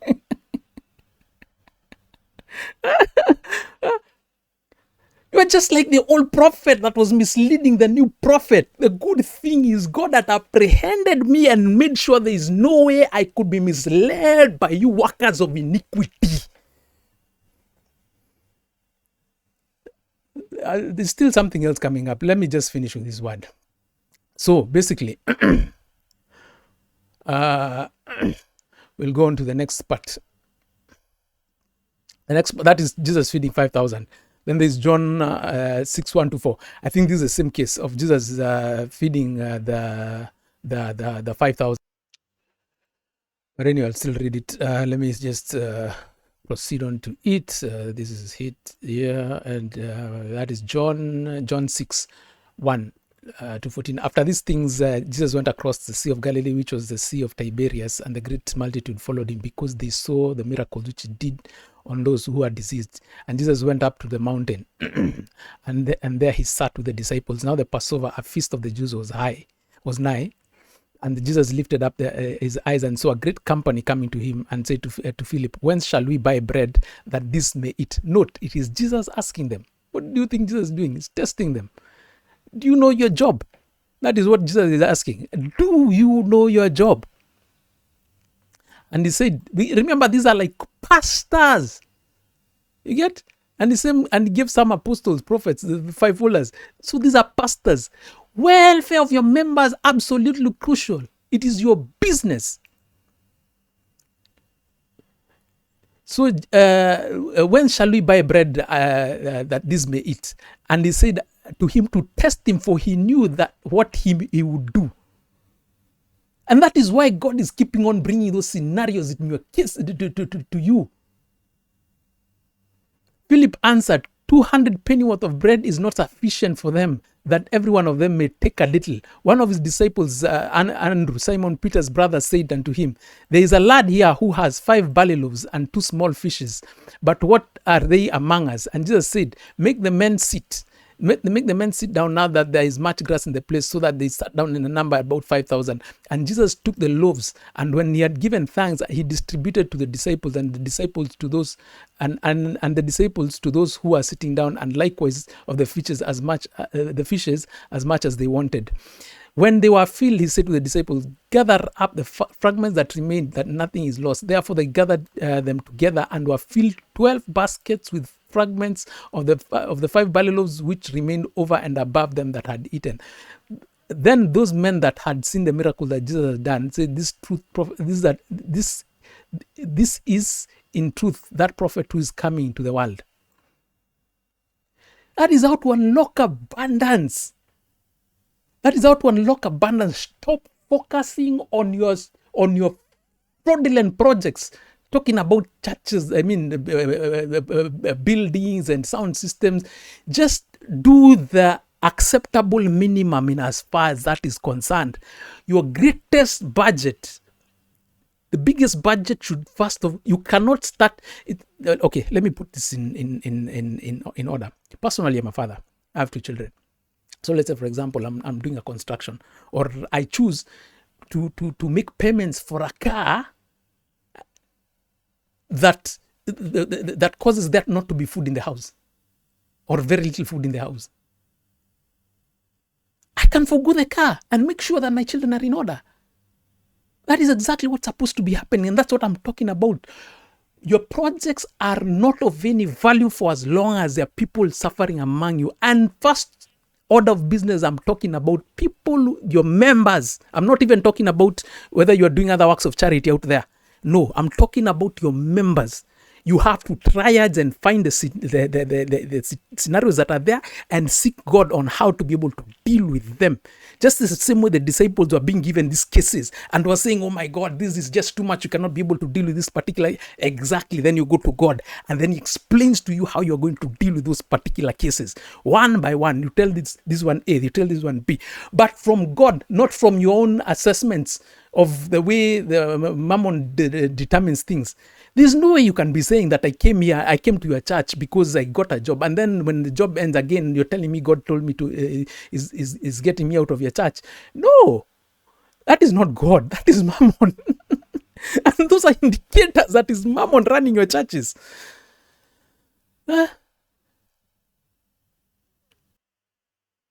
And from that, this is a very interesting thing that continues, because you see there's a lot of work you people are doing. You're trying to do a lot of projects, or rather you're saying you are reaching out to this, you're reaching out to that, you're reaching out to this, of which all these things.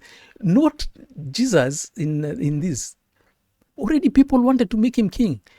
Then those men which had seen the miracle Jesus had done, this is the truth that the prophet who's coming in the world. Then Jesus perceived that they would come and take him by force to make him a king, and departed again unto a mountain alone.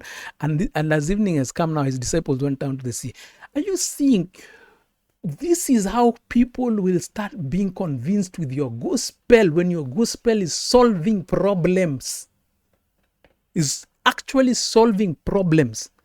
Because when you're I want you to note, when you're being your brother's keepers of the people down here, an abundance of resources is unlocked. Then you take care of more abundance. Meaning what?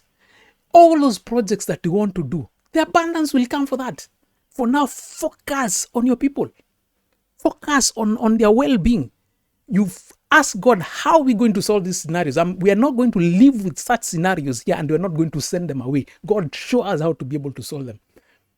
And now you set aside budgets, and I say a minimum of 10% of your revenues, whatever is coming in, at least a minimum of 10% should be allocated for that.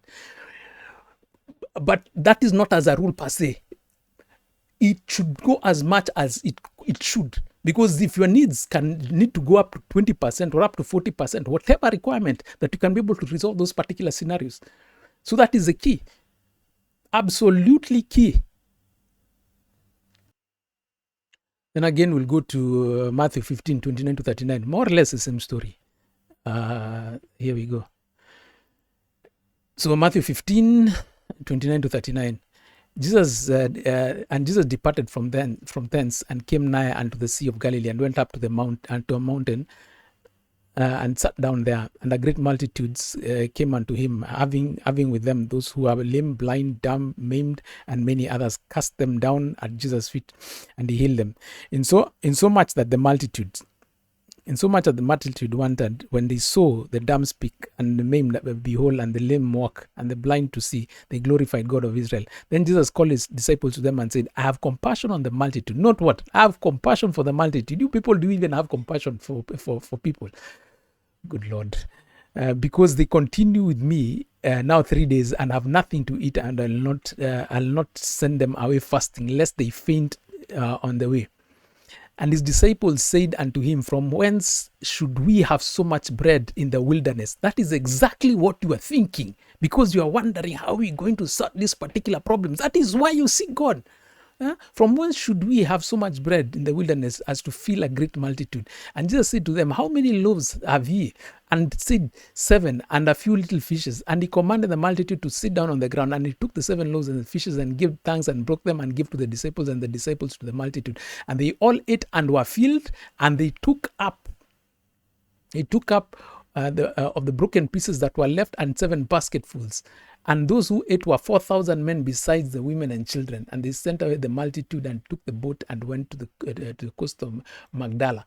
So you can imagine, everyone had their fill, and they still had a surplus of about 7 basketfuls. That is how to unlock abundance. Christians, that is how and especially church fathers, that is how you're going to unlock abundance. That is how you're going to unlock abundance in terms of souls, in terms of resources to take care of everyone. That is how you're going to bring righteousness, because the greatest form of righteousness is what? Being your brother's keepers. But what have you people been doing? What have you people been doing? You've not been caring about your brothers. You throw them away. What's the difference between you and Cain? Absolutely none. And this is what I was saying. Initially, when I brought up the issue of the issue of Palestine, and that's satanic settler colonial project there, and I was wondering how come Christians cannot see that. You cannot even see the injustices you're committing among yourselves. And that's when it hit me. How can you even notice that? If you can let your own brother next to you, if you church fathers can ask members to leave your churches, or you ask them to leave because of their situations, their situations of destitution, you ask them to leave, or even ignoring their circumstances. How am I shocked that you are letting that situation carry on like that? Because at the end of the day, it is about you. Just like Cain, you are just focused on heaven. You are just, whatever it takes to get us to heaven. If it means 44,000 babies, 13,000 babies has to burn alive, let them burn. We are going to heaven. If we have to trigger God, Jesus to appear because of we want to build that third temple there, so that whatever nonsense that we've imagined supposed to be happening, it will happen, come what may. If babies have to die, may they die. That is what you church fathers are, and all you Christians workers of iniquity. I told you, your churches are churches of the devil, churches of mammon. You just full of iniquity, purveyors of iniquity, all the evil around the world. Guess where the root is? Right in church. Actually, I remember God gave me an analogy, and he was showing me the reason why people cannot be able to point at the churches. It's like a tree. When a tree is growing, so you can imagine if a tree is a nuisance, if a place a tree is a nuisance, branches maybe are falling and everything, who's focusing on the roots? People are looking at the branches and all these things and the trunk and everything. So you're looking at the financial system, you're looking at the political system, you're looking at all these things, and you're blaming all these things. Meanwhile, what is the root of all that? Deep down in the ground, hidden. That is what the church has been all along. It is the one that is anchored into iniquity. Down there, no one is seeing. Pious looking. And is supplying, it is giving authority for all this iniquity to climb up into the trunk, down into the branches and the trees. Into the branches and the leaves and everything out there. And then people are experiencing all this nonsense that this tree is giving, this tree of iniquity is giving. And people are blaming everything. Your politicians, you're blaming your banking system, you're blaming everything. All these things, including even those church fathers down there, blaming everyone. Whereas they are the purveyors, they are the roots. The roots of iniquity are right in church. It is you, church fathers. And guess what? This knowledge shortly will become common knowledge. Will become common knowledge. I'm telling you, a generation is coming. Gen Bravo and even the Gen Alphas, they will wonder what was wrong with you. It is just like the same way the Gen Alphas right now cannot understand how we existed in a world without phones, how we existed in a world without internet and everything. They will wonder what was wrong with the church fathers of that time. You could not see the idiocy and the nonsense of the iniquity that you're purveying. What was wrong with those people? And they will see. And guess what? I will be there to show them. I will show them the opposers of the truth. These ones who are the opposers of truth. You will own your nonsense. So you wake up right now early enough. But anyway, all the same, you will have to own your nonsense. Church fathers, all of you purveyors, you Christians, you will have to own your nonsense. You will have to own it just the same way Paul owned it. That will be your only path of redemption. Because what? You will have to redeem the time. All this time you've been doing iniquity. All this time you've been letting all this nonsense carrying on. All this time you will have to redeem it. That is how it works. Don't think it's just being forgiven. Remember the brothers of Joseph.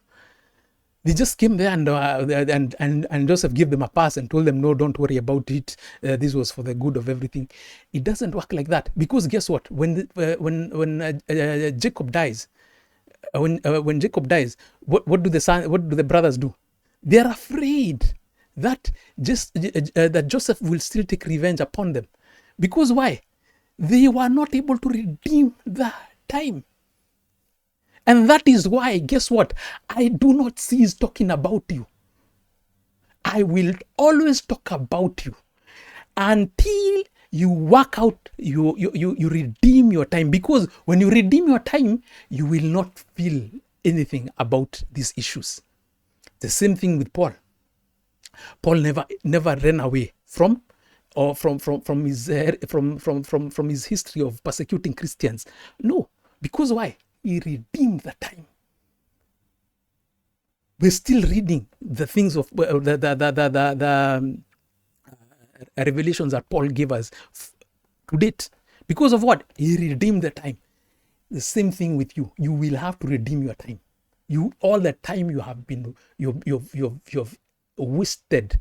You have basically been doing all these forms of iniquity. You will have to redeem it. There is no otherwise. Absolutely no otherwise. So another key telltale sign of how you people have lost your way is basically you need to look at the generosity of Israelites when the tabernacle was being built, and then when they built the temple the first time during the time of Moses, and even all the other occasions. Because why? Why am I looking at the temple? Because that is where the presence of God was resting. The presence of God was coming to the tabernacle first, and then eventually, when they built the temple, that is when the presence of God was resting. So I will ask you a question today: what is the temple of God? So let us look at a couple of words here and see exactly where the temple of God is. So 1 Corinthians 6:19-20. Don't you know that your bodies are the temples of the Holy Spirit who is in you, whom you have received from God? You are not your own. You are bought with a price. Therefore, honor God with your bodies. Meaning what? The temple of the Holy Ghost is not it's not the structures that you people are building and everything. Clearly, it is the people. It is the people among you. You get? So we need to look at how Israelites dealt. What was their generosity towards building the temple of God? So you can imagine, if it is the people, if it is your congregants who are the church fathers, listen to me and hear me clearly here. Hear me clearly here. If those people are the temple of the Holy Ghost, and you church fathers are letting the temple of Holy Ghost be ravaged by destitution, a system of iniquity, of what good are you? What good are you? Of what value are you? Huh? I'll ask you a simple question. What value are you if you are letting the temple of the Holy Ghost be ravaged by destitution? And there you're focused on church buildings. I remember very well in Door Fellowship when they started the drive a while back. They started the drive for the getting a new building, or rather a new location, and all these things. And I remember I went to Rob, the main pastor, and I told him, I don't think this is the direction you should be going. Guess what? Mutuma, you were always against the church. Exactly. A church of devils. I didn't know how nasty it was at that time even. I had no clue. Workers of iniquity, that is what you are. But what is the value? You focused on raising funds for a building, whereas the temple of the Holy Ghost, you're leaving them unattended. So let us see how Israelites were dealing with those situations. So in Exodus, this is when Moses asked them to bring in a contribution to be able to build the tabernacle. There's one where they're building a tabernacle, and the Ark of the Covenant and everything. So Exodus 35, 4-9. And Moses spoke to the congregation of the children of Israel and said, this thing that the Lord has commanded, saying, take from among you an offering to the Lord. Whoever is of a willing heart, let him bring it as an offering to the Lord: gold, silver, bronze, blue, purple, and scarlet thread, fine linen, goat's hair, ram skins dyed red, badger skins, and acacia wood, oil for the light, and spices for the anointing oil, and sweet incense, onyx stones, and stones to be set in the ephod and in the breastplate. So Moses gave a commandment and caused it to be proclaimed throughout the camp, saying, let neither man nor woman do any more work for the offering of the sanctuary. And all the people were restrained from bringing, for the material that they had was sufficient for all work to be done, indeed too much. So you can see the contribution was over and above what they expected. For what? The tabernacle of the presence of the God, or rather the tabernacle of the presence of God. You get? That was their contribution to that. You get? Again, let's go to Chronicles, when now Solomon was building, King David was trying to set up the resources to be able to build the temple. Chronicles 1:29. This should be from 1 to about, I think 6 or 7, actually 7. Yeah, 7. It should be Chronicles 1 to 7. Yeah. Then King David said to the whole assembly, "My son Solomon, the one whom God has chosen, is young and inexperienced. The task is great because this palatial structure is not for man, but for the Lord God. With all my resources, I have provided for the temple of God, gold for the gold work, silver for the silver, bronze for the bronze, iron for the iron, and wood for the wood, as well as onyx for the settings, turquoise stones and various colors, and all kinds of fine stone and marble. All this in large quantities. Besides, in my devotion to the temple of my God, I now give my personal treasure of gold and silver for the temple of God, over and above everything I've provided for this holy temple: 3,000 talents of gold of Ophir, and 7,000 talents of refined silver for the overlaying of the walls of the building, and for the gold work, and for the silver work, and for the work to be done by the craftsmen. Now, who is willing to consecrate themselves to the Lord today?" Then the leaders of the families and officers in the tribes of Israel, commanders of the thousands and commanders of hundreds, and officials in charge of the kings, were gave willingly. They give towards the work of the temple and of God, and 5,000 talents and 10,000 darics of gold, and 10,000 talents of silver, 18,000 talents of bronze, and 100,000 talents of iron. Anyone who had precious stones, give them to the treasury of the temple of the Lord, in the custody of Jehiel the Gershonite. The people rejoiced at the willing response of their leaders, for they had given freely and wholeheartedly. Listen, they rejoiced at the willing response of their leaders. And that is absolutely key. You will see in this particular case, the key driver for this contribution was actually David and his people. Basically, it is the leaders that were the ones who actually demonstrating the generosity towards the temple of God. They're the ones who actually demonstrated generosity. Which means, what should you be learning from these church fathers? You are the ones who should be leading this cause. So it is upon you, as you can see clearly from that particular word. From that particular word, you can clearly see this drive was right from the front, from the king himself and then his officers. So it should be from the five, right there, the five folders. You should be the ones leading this charge of making sure that the people's needs are met. What am I saying? Everything else you are doing is secondary in terms of resources. In terms of, let's say, for example, especially when you're talking about projects, you're saying you have building projects, you have a project for this, a project for that. First order of business, the first order of business is to make sure that your congregants within yourselves, their issues are taken care of. You need to be able to understand if there are any challenges, and you start being able to sort them out. You seek God on how to exactly they need to be sorted out.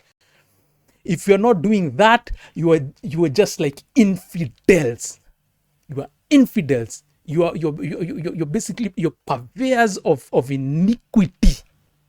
That is what you have been all this time, and that is why we've been having all these problems we've been having. This is the root of resolving resolving matters of iniquity on the earth. This is the root of being able to do that.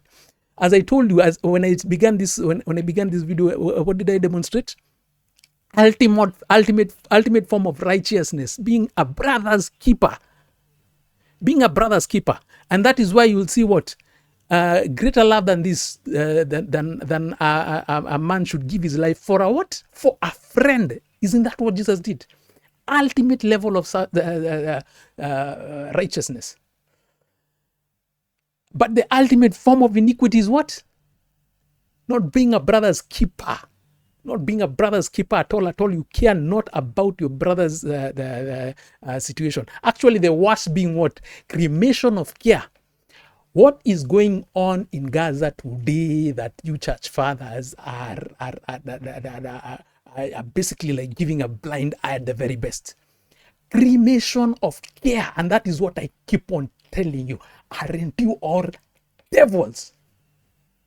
If such an event can be ongoing and all of you are just quiet and just giving a blind eye, you have flags of that satanic nation on your pulpits, and giving excuses left, right, and center. What is that? I told you the church is a synagogue of Satan. So right now, as we speak, ever since 1940, whether the 1947 or 1948, when that satanic nation began, all that time, the church has been, actually even before that, because the church have been part of the trying to push for that particular nation to come in, and slowly by slowly we've been taken up by it. We've been taken up by all this satanism. So for as long as that nation has existed, and you have been quiet, you're not talking about it, that is satanism that is ongoing, guess what? It has been cremation of care. And right now, guess why? Actually, that's another thing that God put it very clear to me. The reason why, because you'll notice, for anyone who's taken time to notice, the leadership there has been very brazen about the atrocities that they're doing there. They've been absolutely brazen. Meaning, when time for prosecution comes, that will be actually they've been making a case for genocide against them. Very simple, because number one, they're taking video evidence. Number two, there's also confessions right from the top of the leadership. All the key leaders are making statements that are clearly showing intent of genocide. They are showing intent of genocide. So I guess now this is what God was showing me about it. This is what is called caveat emptor. The devil is putting it out clear to the whole world that I'm doing cremation of care here. So silence is consent. So for as long as you choose to be, so there are those who will consent with this by talking about it and saying yes, we give it, we okay this. A good example is people like Greg Locke, and then there are those who will choose to keep quiet. The silence is consent. Just the same way, remember Roberta, if you remember the first letter I told you about, I told you that the fact that the church, the Catholic Church, discussed, or rather mentioned about the COVID vaccine, or rather that clot shot. Actually, that is a clot shot. Gene therapy was predicated on aborted fetus cell lines. The reason why they mention that again is what? A caveat emptor. Buyer beware. If you do not object to this, you are consenting. That's simple. So this is what I'm talking about. Note the date, 22nd December 2020. Just around the time they started rolling out that this clot shots. Basically, this was a ritual again. This was just the same way they're doing this cremation of care. This was another ritual that they were doing on a global scale, and that is why this went out. See here. The use of COVID-19 vaccines developed using cell lines derived from aborted fetuses is morally acceptable, the Catholic Church announced on Monday. Why do you think they had to put this out? Caveat emptor. It met the legal threshold. Meaning what? You don't object to this, you are consenting. Very simple. Unfortunately, Christians are such idiots. You just don't understand matters of the spirit, including church fathers. You don't understand matters of the spirit, because I brought this to your attention. But guess what? You're busy there objecting, and someone, one of the elders there, was trying to suggest that they use even cadavers for all this. Remember, for cadavers, someone has had to have given consent for their cadaver to be used for research and all these kinds of things. Show me what consent an aborted fetus give. What consent did an aborted fetus give? It's the purveyors of iniquity. I mean, what kind of idiocy is that? That someone would and you people just whack me up. How can someone just and not be able to think correctly? I mean, anyway. So another key indicator, or the train of thought that I'm having here, which is what Matthew 25. Matthew 25, if we can just transition to this, Matthew 25, we should go down to about 31. When the Son of Man shall come in his glory, and all his holy angels with him, and he shall sit upon the throne of his glory, and before him shall be gathered all nations, and he shall separate them from another, as a shepherd divides his sheep from goats. And he shall set the sheep on his right and the goats on his left. And then shall the king say unto them on his right and say, Come, ye blessed of my Father, inherit the kingdom prepared for you from the foundation of the world. For I hungered, and he gave me meat. I was thirsty, and he gave me drink. I was a stranger, and he took me in. Naked, and he clothed me. I was sick, he visited me. I was in prison, and you came unto me. Then shall the righteous answer, saying, Lord, when we saw you hungry and fed thee, or thirsty and give thee a drink, when we saw thee a stranger and took thee in, or naked and clothed thee, or when we saw the sick in prison and came unto thee. And the king shall answer and say unto them, Verily I say, inasmuch as ye have done it unto the least of this my brethren. Note what? Into the least of this my brethren, which is what? Just right among you, ye have done unto me. Then shall he say unto them on the left, Depart from me, ye cast into everlasting fire, prepared for the devil and his angels. For I hungered, listen to this, you all workers of iniquity. For I hungered, and he gave me no meat. I was thirsty, and gave me no drink. For I was a stranger, and you took me not in. Naked, and he clothed me not. Sick in prison, and he visited me not. And they shall also answer him, Lord, when we saw you hungering, athirst, and stranger, and naked, the sick in the prison, and did not minister unto thee. And then he shall answer them, saying, Verily I say unto you, inasmuch as ye did not do to one of these least of this, yet ye did it not to me. And this shall go away into everlasting punishment, and the righteous into eternal life. So there you go, you workers of iniquity, calling yourself church fathers. I'm telling you, you have to change your ways starting immediately. Your focus has been wrong. All those useless projects you've been focusing on buildings and all those kinds of things, and all capital projects, all those things, you triage your congregants. You triage your congregants. There should not be destitution among them. There should not be people suffering among them. That you should not be carrying on those projects when there are people suffering among you. That should not be happening. Robotha, that should not be happening. Clifton, that should not be happening. And all you church fathers, that should not be happening.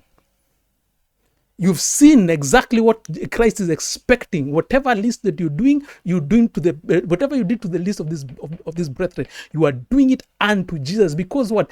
That is the temple. That is the reason why you'll find the Israelites were responding very generously to the temple of God, to the tabernacle and to the temple. So where is the presence of God resting today? It's resting onto men. So you cannot have your congregants in destitution. You cannot have the temple of God being ravaged by destitution, being ravaged by iniquity, the ultimate form of it being destitution. And you church fathers are busy sitting there and asking them to go like what the disciples of Jesus did. That we don't have enough bread, we ask them to go away. Really? I told you, you are workers of iniquity. You have to change your ways. Pronto, quick, fast, minus, slow. That cannot continue. If you're telling me you're still contributing for those useless projects of yours, you're saying you're building a church there, you're building, no problem. You'll meet with Master Jesus, with the Lord himself, and you'll explain to him what you are doing. He'll ask you whether that is where his presence was resting. Is that building that you, Rob Botha, whatever you're trying to build in religious complex, is that where the presence of God is going to be, the presence of God rests? Is that where it rests? You want to unlock resources for that? Take care of your congregants. That is what you see in Acts. That is what you saw with Jesus serving the 4,000 and the 5,000.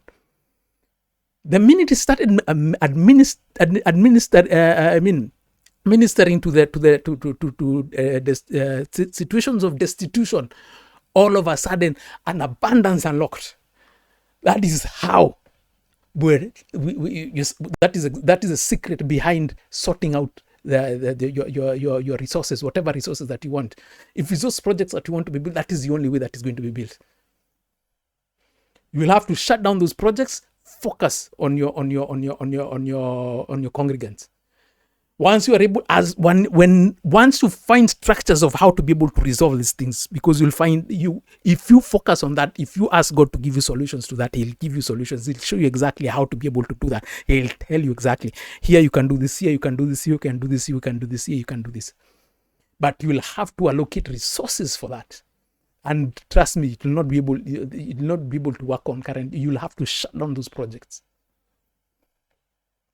And I told you, unfortunately, for some reason, just workers of iniquity cannot even listen. So far, I've clearly demonstrated to you Christians that you are purveyors of iniquity. The root of iniquity that has been terrorizing the world, especially for the last 100 years, has been facilitated, aided, abetted by the church, and especially church fathers. So now going to the next thing, just to demonstrate that it is you, church fathers, where the greatest responsibility lies on correcting this. Just the same way the greatest responsibility lies, you are the ones who bear the greatest responsibility in causing all this nonsense to happen. So this comes in Malachi 3, but you can just go even to Malachi 2 to see exactly how we arrive at Malachi 3. So basically, with my browser, okay, fine, here we go. So how did we arrive at here where God is talking about cleaning something up and all that? It all starts from Malachi 2. So in Malachi 2, there was a situation in 17 whereby iniquity has taken hold. There is iniquity that has taken hold in the society, and everything is going berserk left, right, and center. And people have now come to a conclusion that God does not mind status quo. God does not mind this level of injustices. Either God changed his mind or does not mind this kind of level of iniquity. It's in that exact scenario that we've been living in.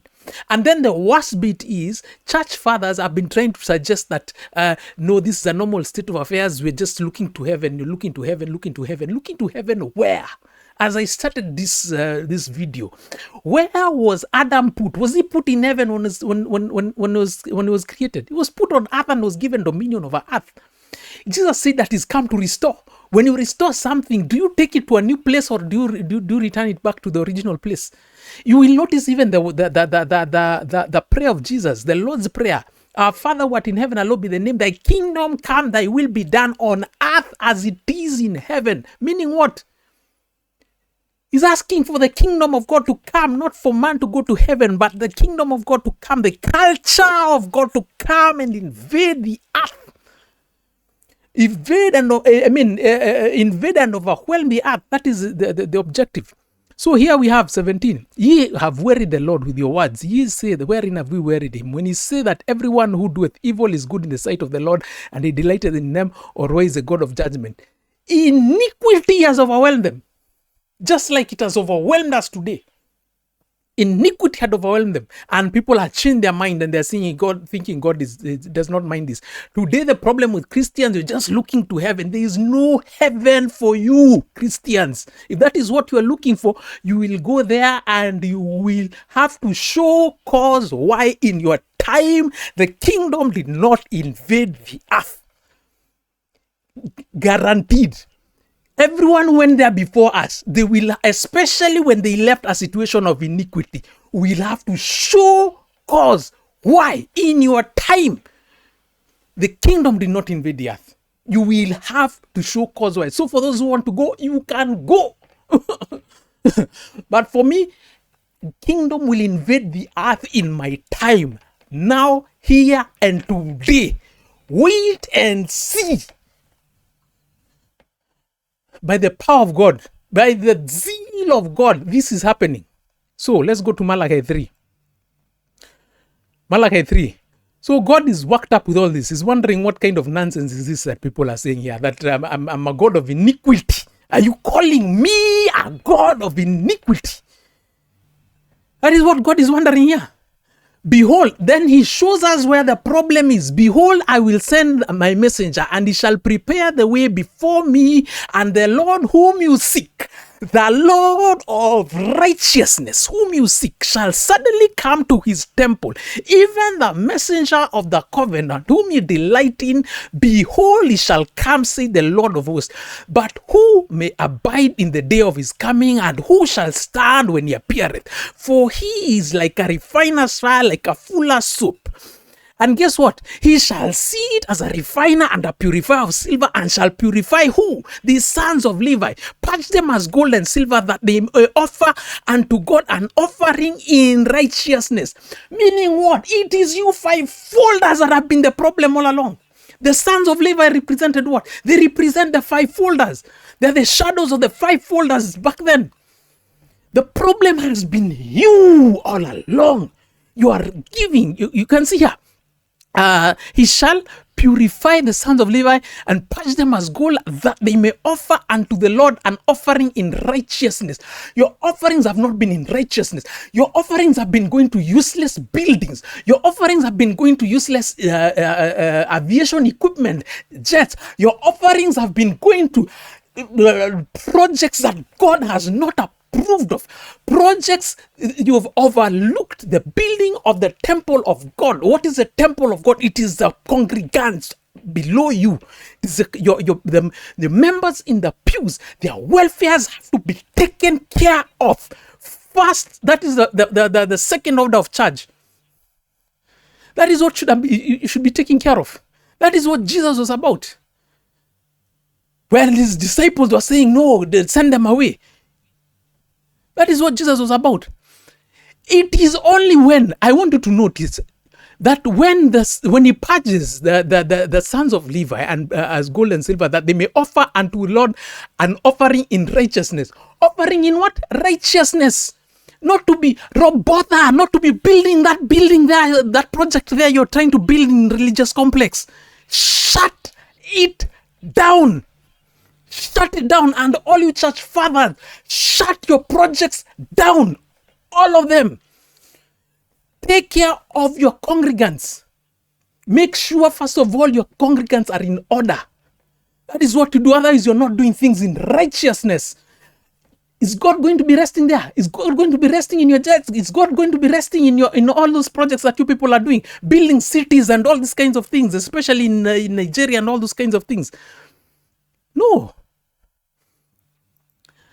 Then shall the offering of Judah, it is only that when they do that is when the pews, then shall the offering of Judah and Jerusalem be pleasant to the Lord as in the days of old, as in the former years.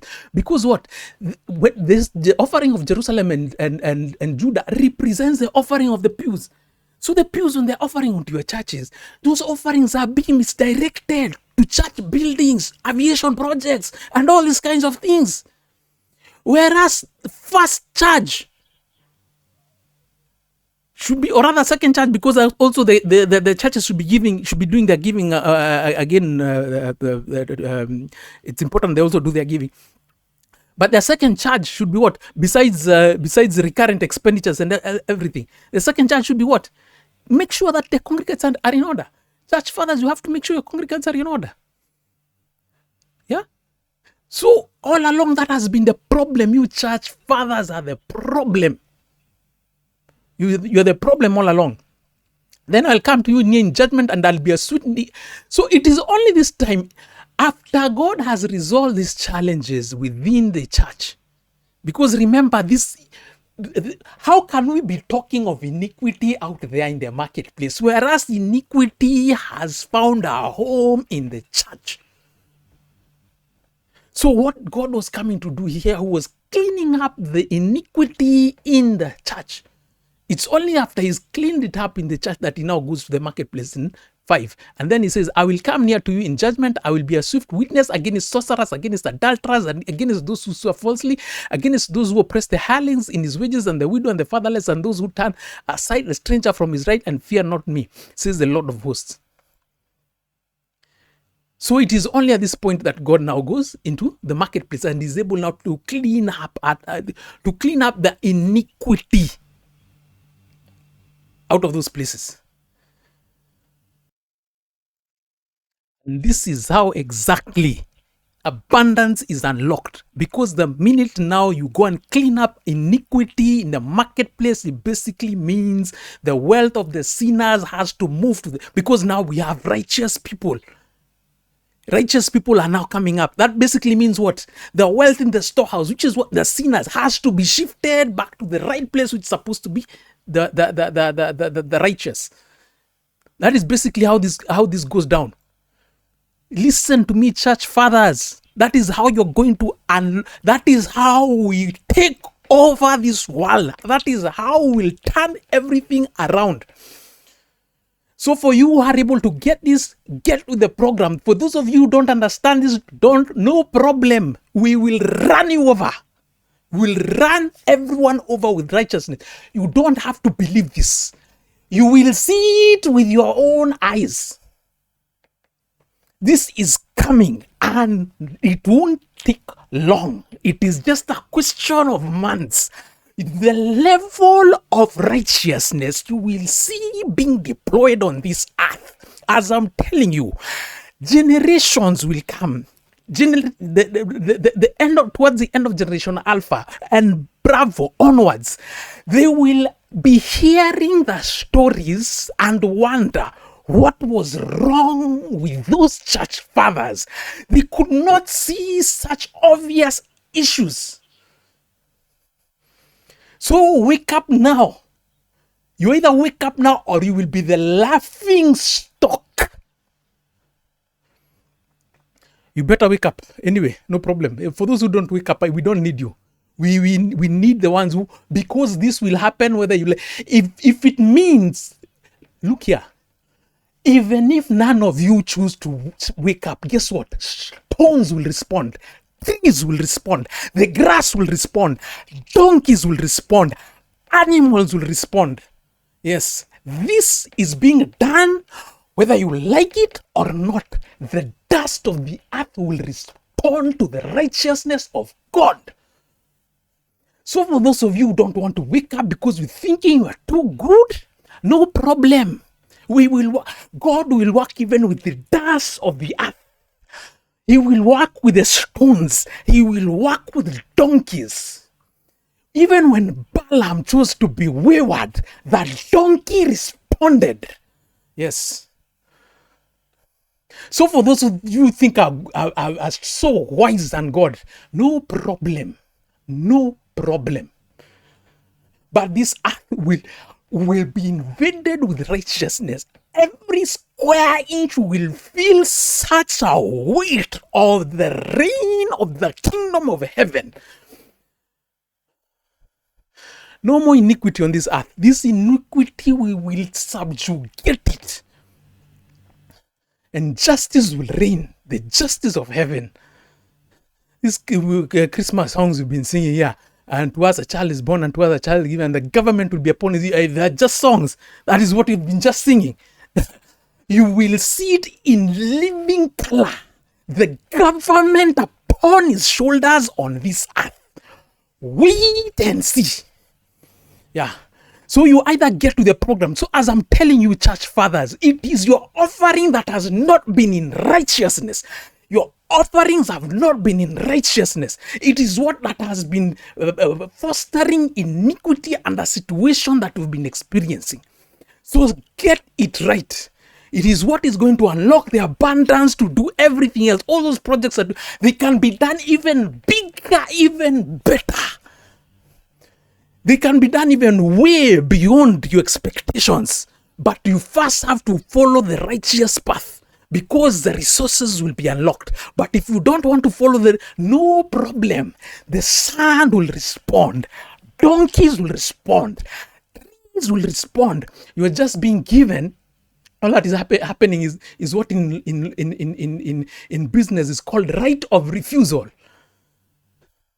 So you're being given the first right of refusal, so that when you refuse, God can now bring in anyone else who's willing to work with him. We'll work with the donkeys, we'll work with the trees, we'll work with stones, we'll work with everything else.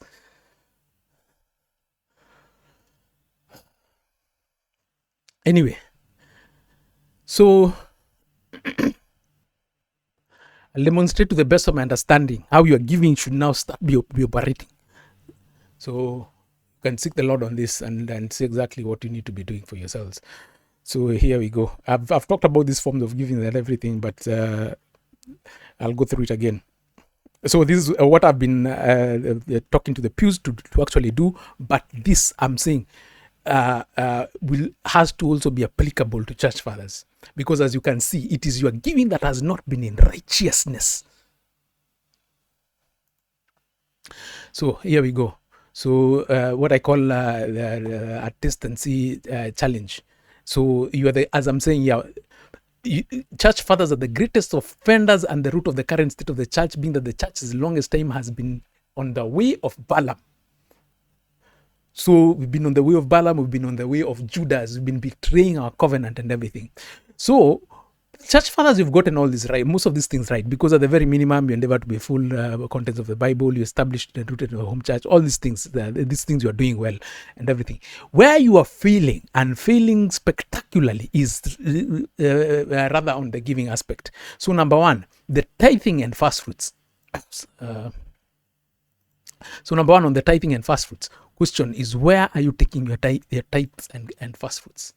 This, to the best of my understanding, should be going to the Catholic Church. I'll just explain why exactly shortly. My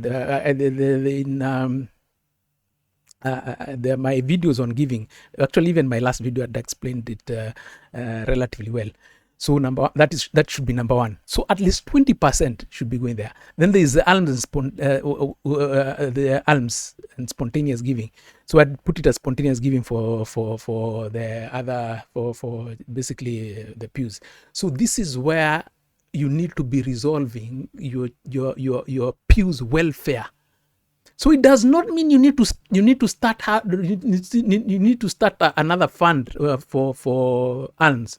You can start another fund for alms, but already in your general collection, at least 10%. I need to put it here, at least 10%. 10%, you should be able to allocate it there. But it should not just be 10%. It should be as much as you can to be able to resolve whatever challenges that you're having, whatever challenges within your congregants. Absolutely crucial for this to be done. So I'll just explain the concept of the 20%. This is based on initially in my older videos. I wish if you can just go to my last video. Just hold on. Yeah, actually, the last video that I've done, which is this Christians who are set up to self-sabotage this particular video. If you can be able to go to this video, just go through it, because I gave a good explanation. Right now, this video has gone too long, and if I take time to explain that, it'll take a bit of a while. So just go to that. can be able. I explained how I was even able to arrive at the 20%. That was so that you can be able to understand all these things. Anyway, so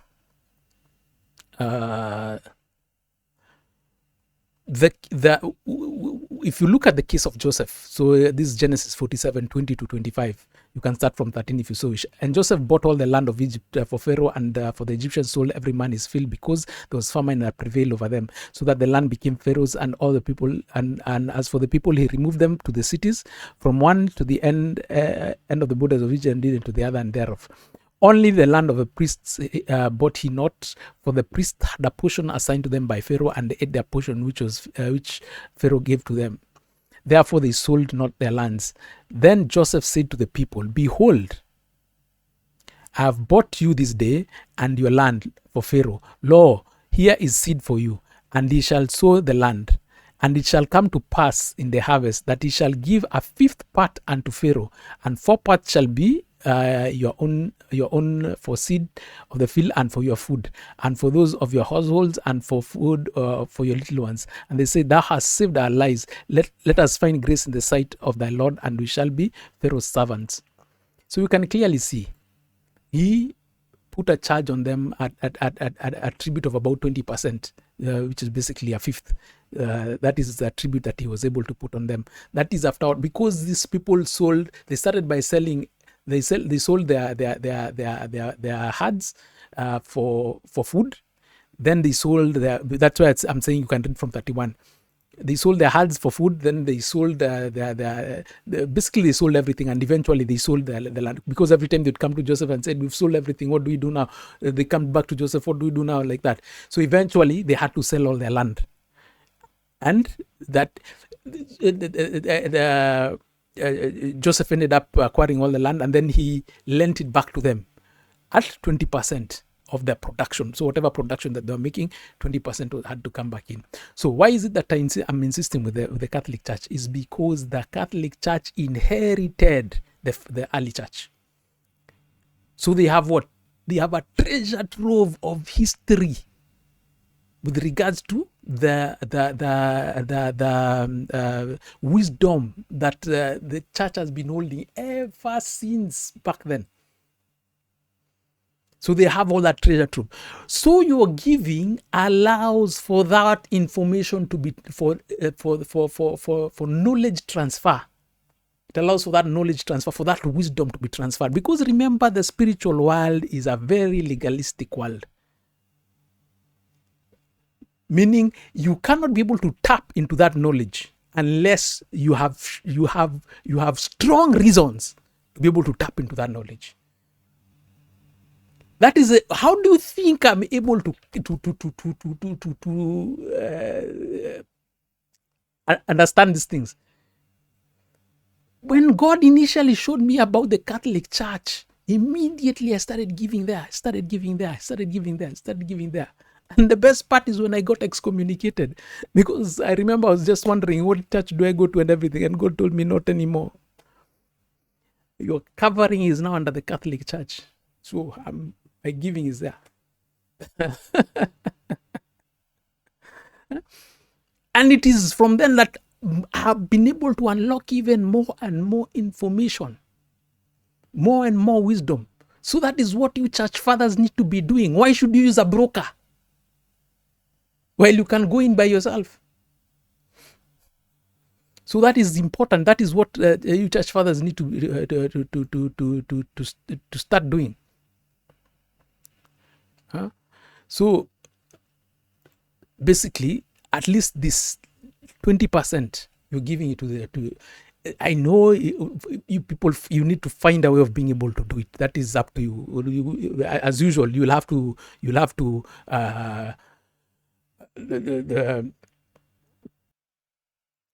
so you need to test all these words for yourselves. Test all these words for yourself and find the veracity of this, so that you can start adjusting accordingly and being able to meet these particular thresholds. So the two things that I can see the church has been struggling with is these two things. And the ones I know who will have a much easier time to be able to implement these are these independent churches which don't have baggage, because the other ones like the old school churches like the Anglicans and all these things, oh my God, those ones have to just be overtaken with time. Those ones will just have to catch up. But the independent churches, you have a much easier time because these decisions can be made quick, fast. So the next thing being this, the alms. Make sure that that is able to be done. So if it means you will have to kill your projects, bring them down to a minimum. If it means you kill them. So you seek God on these things, and you will clearly find out. For sure, I know God will tell you to shut those things down, or at least will tell you to bring them down to a bare minimum. Because why? They do not serve Him.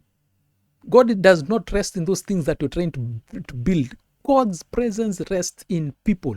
And it is only when you invest in His people is when what? When your giving is in righteousness. When your giving starts being in righteousness, that is when you unlock the abundance. So I'm hoping you'll be able to do that. So now, turning to the pews. The pews again, on the other hand, let me just actually find that word that I wanted. So on to the next word, that was in Ecclesiastes. Ecclesiastes, that should be Ecclesiastes 9, from about 14 and 15. There was a little city and few men within it, and there came a great king against it, besieged it, and built great bulwarks against it. Now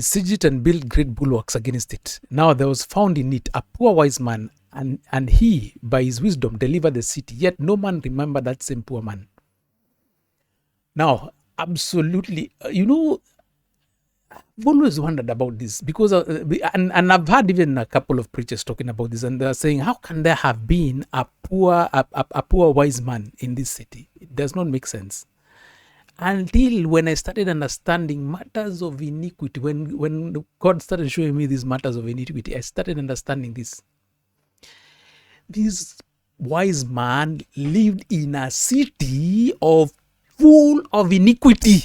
That was the thing. So that, why do you think the city was besieged by a king?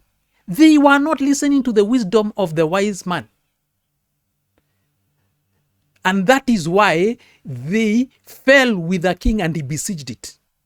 And only this time that either they were not listening to the wise man, or number two, they were taking the wisdom of the wise man and they were not compensating him along accordingly. Because again, it says, a workman is worth what? Is worth his wages. So maybe they were not even either they were ignoring the wise man's wisdom, or number two, they are taking the wisdom and they were not compensating, which is meaning what? Either way, it was a city of iniquity. But for this one time, when the king besieged it, they followed his instructions and they were able to avert the siege. And then as usual, once the siege broke, they went back to their ways of iniquity and forgot about what? They forgot about the wisdom of the wise man. They forgot about him and they left him in poverty. This goes both to church fathers and also to the pews. Pews, members of the pews. There is no way you are sitting under church fathers. There is no way you're collecting wisdom from them and you are not giving unto them accordingly. There is no way that is happening, because it converts you to what? A worker of iniquity, just like these men in this city. There is no way you're picking wisdom from men of God. There is no way you're coming to my channel, you're picking wisdom, and you are not compensating a workman what is wages. You are a worker of iniquity. You are just like a shoplifter in your local supermarket, or rather your local grocery store. You're just a shoplifter. That is what you are. That is what you just, members of the pews have been. Members of the pews, you need to start getting your giving right, as I had demonstrated before. Let me just get my screen right here. Your tithes and everything, you need to start getting these things right.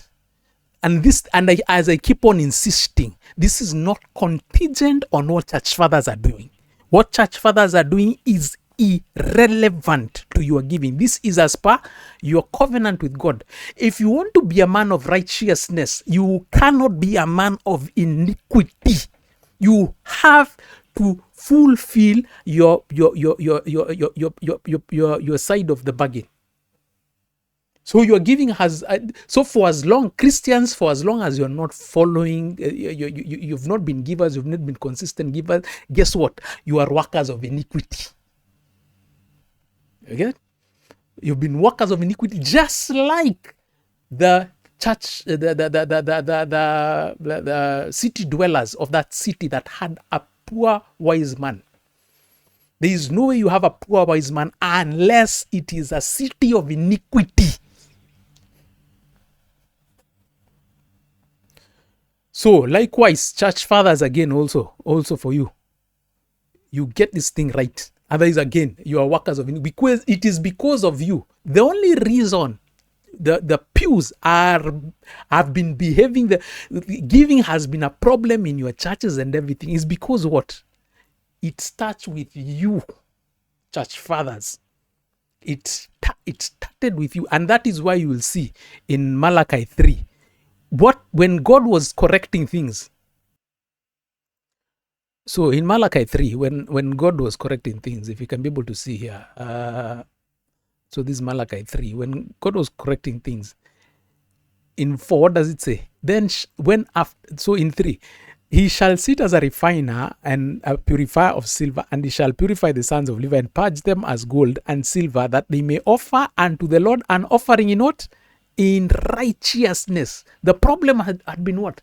It is the offerings that were not in righteousness, because these church fathers were offering the wrong way.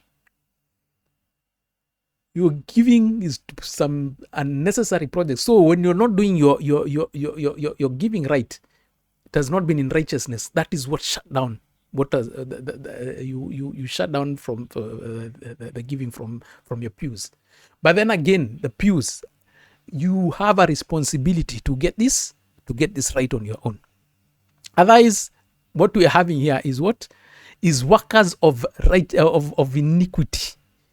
So here what we're talking about, what God is going to correct in the market, which is what here. And those who suffer, and against those who oppress the hirelings in his wages. Not giving properly, you pews, not giving according to the word is what? You are oppressing the hirelings in his wages. Because the church fathers are who? The hirelings of God.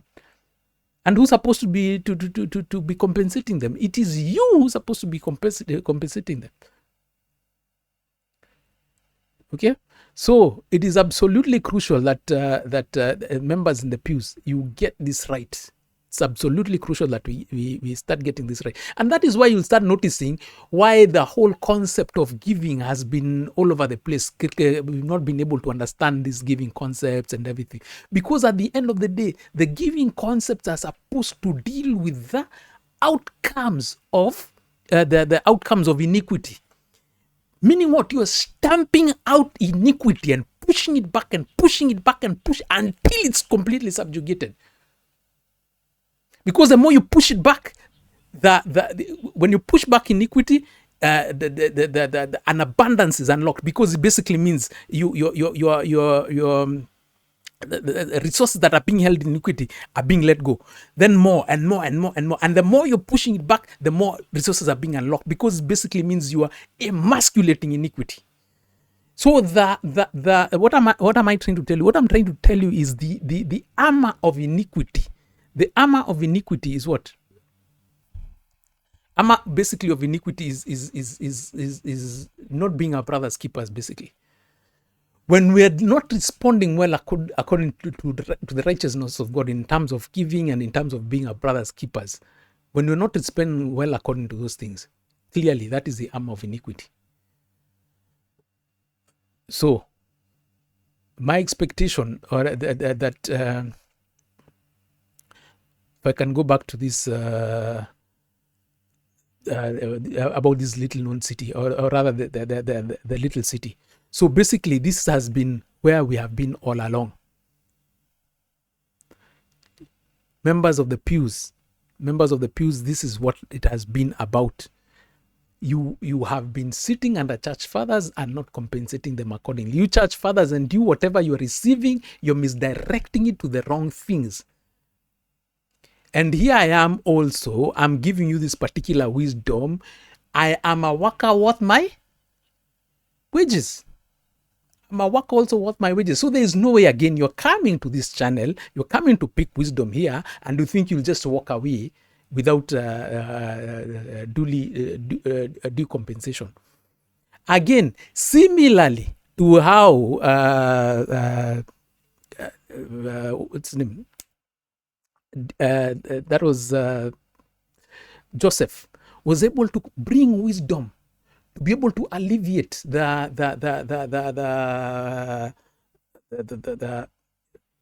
what do you call this? The famine. Similarly to how he was able to bring the wisdom to alleviate the famine, and eventually he was able to demand 20% of production that was coming in. Similarly, I'm a worker worth my wages. Church fathers, I'm a worker also worth my wages, and this is especially for you. There is no way your job was to do what I am doing. It was to find out what is the problem. What is the problem? Was to establish what is the challenges with I mean, there's no way you should have been accepting status quo, but apparently you accepted status quo. And even as much as I challenged those situations, you refused to work with me, and actually you pushed me away. Meaning what? I'm a worker with my. So if you are pulling, if you're pulling wages, or rather, if you're still getting compensation and wages for doing nothing, literally, actually, it was not even doing nothing. It was retrogressing the works of God. How much more should I be compensated? At the very minimum, I should be compensated at least 20% of what you people are earning. At the very minimum. So, church fathers, that is for you. Find out from God what you should be doing. Because actually, in the correct sense, if you look at Zacchaeus, if you go by Zacchaeus, it should be 400%. If we go by the proverb which says about when a thief is caught, 700%.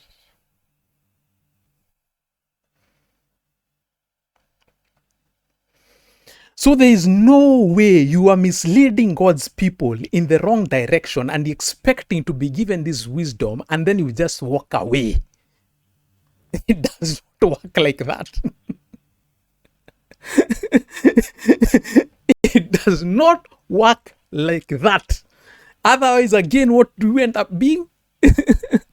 Because you're trying to basically, you're trying to redo this concept here, this concept here of this one here of the poor wise man in that a city of iniquity. That will be a work of iniquity. You'll just be purveyors of iniquity, just like you've always been. And remember, even God, when he was coming to sort out the issues, when he went to the marketplace, what did he say? He was against those who oppressed the hirelings and his wages. So you people have been picking wages for doing nothing, actually for doing opposite of what you're supposed to be doing. So as I've clearly put it out, I am worth at least a minimum of 20% of what you earn. At least a minimum of 20% of what you earn. Into perpetuity. Because you people were leading people in the wrong way into perpetuity. So there you go.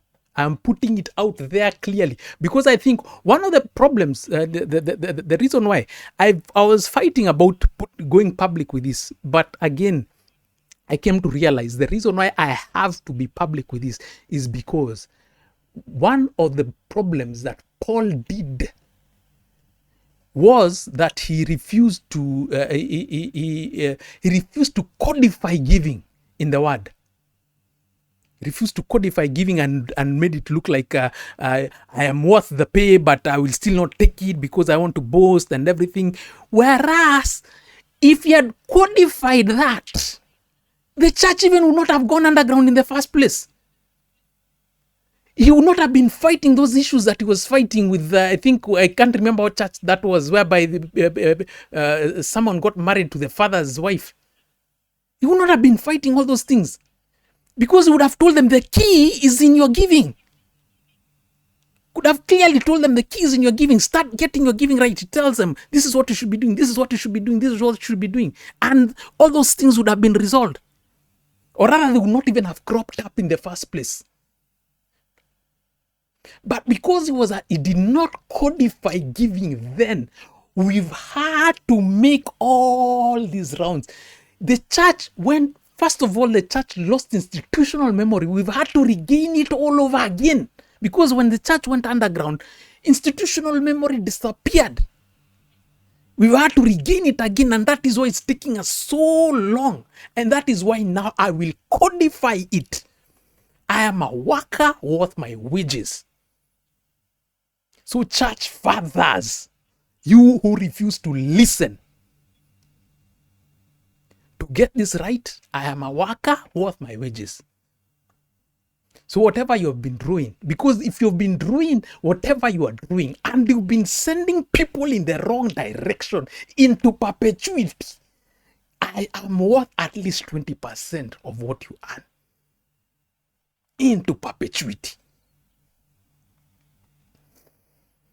Minimum. As I said, Zacchaeus, if you go by I'm basing mine on Joseph. I'm basing my whatever on what Joseph did. If we go by Zacchaeus, 400%. If we go by Proverbs, if a thief is caught, 700%. So it does not mean that this comes from your salary. No, it basically means that is a partnership. That is basically whatever wages that you're paying. So if your wage bill is X, so whatever that amount is plus your X. So I have codified it so that we will not have these problems that Paul brought us. Paul caused that one because of failing to codify giving. So now that is done, for those who want to get in touch on exactly how that you can just look into my. I've already given my details on giving, and also there is an email in case someone needs to get in touch to be able to work out how the giving should be able to work out. But I've codified it. I am a worker worth my wages. So when someone comes and says, "Oh, he's asking for this," you who's working, who has the expertise to perform something in for mom, and by the way, that's another thing. Interestingly, out there, people who do not work for God. Let's say, for example, when Balaam was asked to come and as I was saying, when Balaam, or rather when Balak brought in Balaam to come and cast the Israelites, what did he do? He had compensation ready for him. when I think that was the king that the rating was put on the wall that you've been weighed and been measured. It called I can't remember who it was that had been called to come and give that interpretation. In as much as that interpretation was against the king, he still compensated him accordingly, what he promised. Even people who go to witch doctors and everything, they still compensate them accordingly. Those are people out there in the systems of iniquity. They know how to compensate accordingly. It is only under God's people that they despise workers who are worth their wages. You are workers of iniquity. So you will go there, work for your mammon, and when you're not compensated properly, you will start complaining. But once you come to God's house, all of a sudden you're the purveyors of that very same iniquity. Christians, shame on you. Shame on you. So number one, this whole concept of going around and not getting your giving right and all these things, if for as long as you're not getting your giving right, you are a worker of iniquity. You get that right, Christians. You church fathers, if you're not getting your giving right, you are workers of iniquity, purveyors of iniquity. That is what you are. You are people who are what this word is saying. That is in Malachi. You are people who oppress the hirelings of his wages. That is what you are. So you can't be complaining out there, whereas you are the ones who are doing it. You get it right first of all from your side. Out there in the marketplace, those people get it right. You go to a witch doctor, you get your wages right. If you go into the Bible, all the evil kings, even when they're consulting the mediums and all those kinds of things, they were getting their compensation right. It is only Christians, especially today, we tend to take these things lightly. You're taking them lightly because why? You resonate well with iniquity. That is the reason why. Otherwise, you will not have a problem getting things right. So Christians, get it right. This is no longer, it's no longer going to work like that. This has to be, you have to get it right. So you decide where you want to be. You're either going to be on that side of iniquity or this other side. And then number two, besides that, getting that right, you are thinking that we will stick to our ways and everything. No problem. As I told you, you're being given a right of refusal. So God wants to work with Christians. God wants to work with you, church fathers. God wants to work with you. Let me put this thing to straight. The zeal of God is making this thing work. And God wants to work with you. But if you don't get it right, guess what? He'll still get it done. If he needs to use stones, if he needs to use donkeys, if he needs to use trees and everything, guess what? It will still be done. And I'll clearly demonstrate it to you. Right now, especially, to the best of my understanding, this is not exactly a prophecy, but to the best of my understanding, in as far as America's election is concerned, which is coming over in early November, especially for some Christians, most people might be expecting that, the most reasonable the presidential candidate that people are expecting is basically Trump that they're expecting. But to the best of my understanding, I don't think he's making it. To the best of my, this is not a prophecy, but to the best of my understanding, in terms of what? In terms of just gauging the adding 2 and 2 together. So you're seeing what is happening here, seeing what is happening here, seeing what is happening there, and I don't think he's going to make it. We're going to get that woman is going to become president. Not because, and simply the reason why I believe God will let her take that position is because of only one position that she's holding. Her position is of a two-state solution in as far as the settler colonial state in Palestine is concerned. In as far as that Palestine issue is concerned, she's of the two-state solution. Just listen to all her views with regards to that.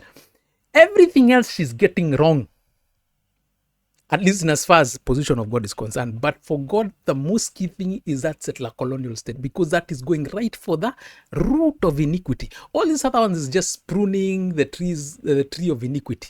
But when she goes for that, that will be the root of iniquity. Because guess what? When she forces the two-state solution, because you'll start noticing that's another thing, Christians. Anyone that was paying attention to the United Nations General Assembly meeting that just completed not so long ago, the 79th version of it, and look at the sidelines, what nations were talking about that. Nations are beginning, even nations that were relatively pulled back are now beginning to really push a two-state solution. They're really pushing a two-state solution. And you might wonder why I'm bringing this whole issue of the two-state solution, because guess what? A two-state solution basically means one absolutely crucial thing. It basically means a settler colonial state will vamoose off the earth. Because a two-state solution, if a two-state solution is implemented, guess what? Those illegal settlements in West Bank have to be demolished, and people have to be evacuated, and those illegal settlers have to be removed from there. I liked an interview that a gentleman by the name of Scott Ritter gave to a news. One of the news channels called Mint Press. Just hold on.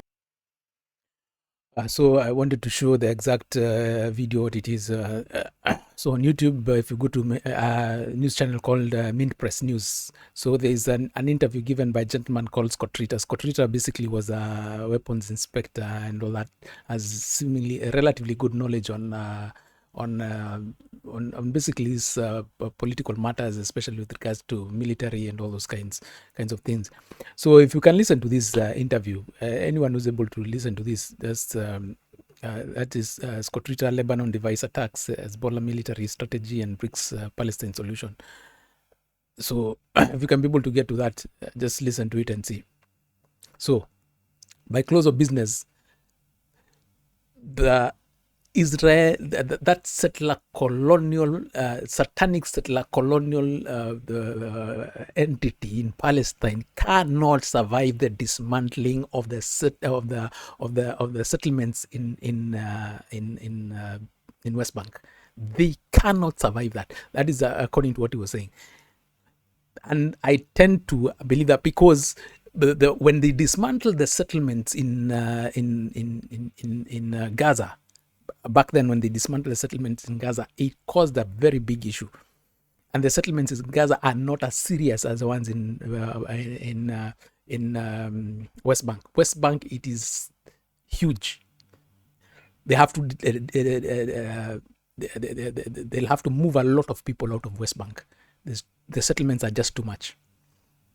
So this settler colonial entity cannot survive the dismantling of the West Bank settlements.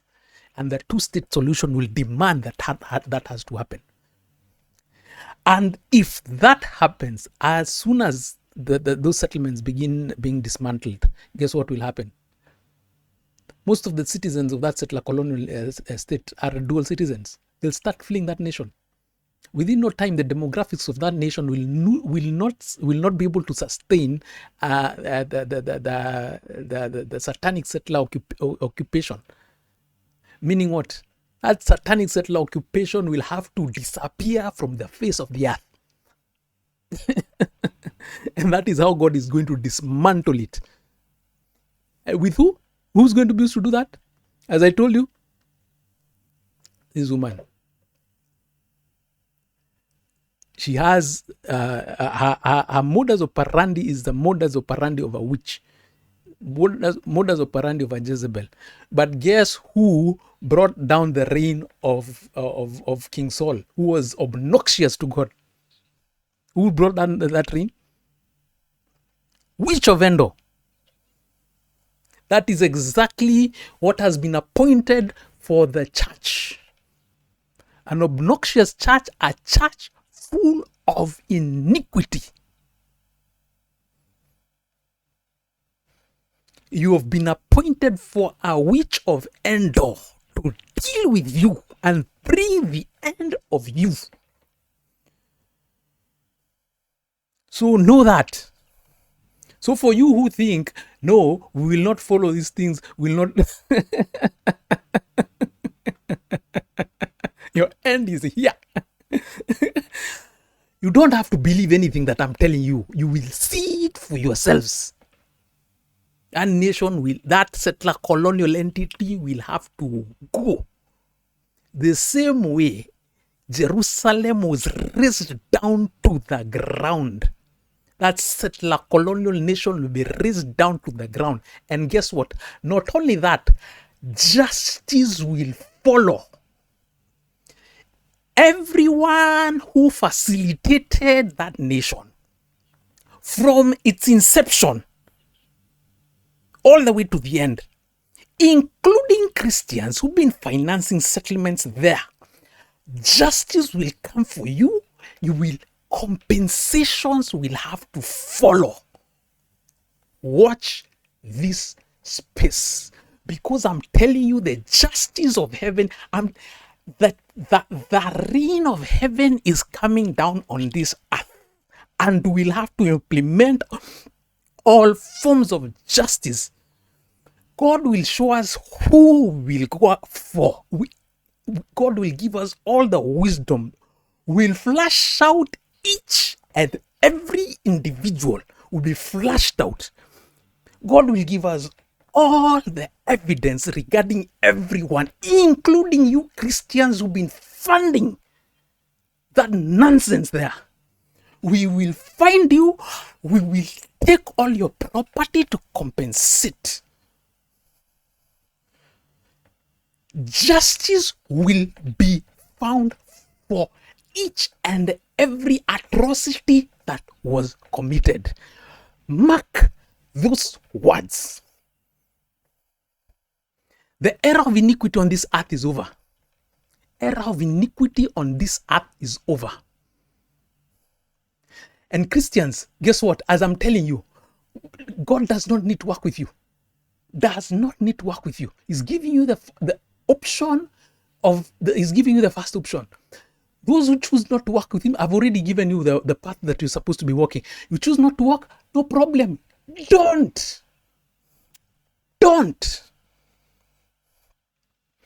All you have to do is what? Listen to the speeches that were given in the UNGA.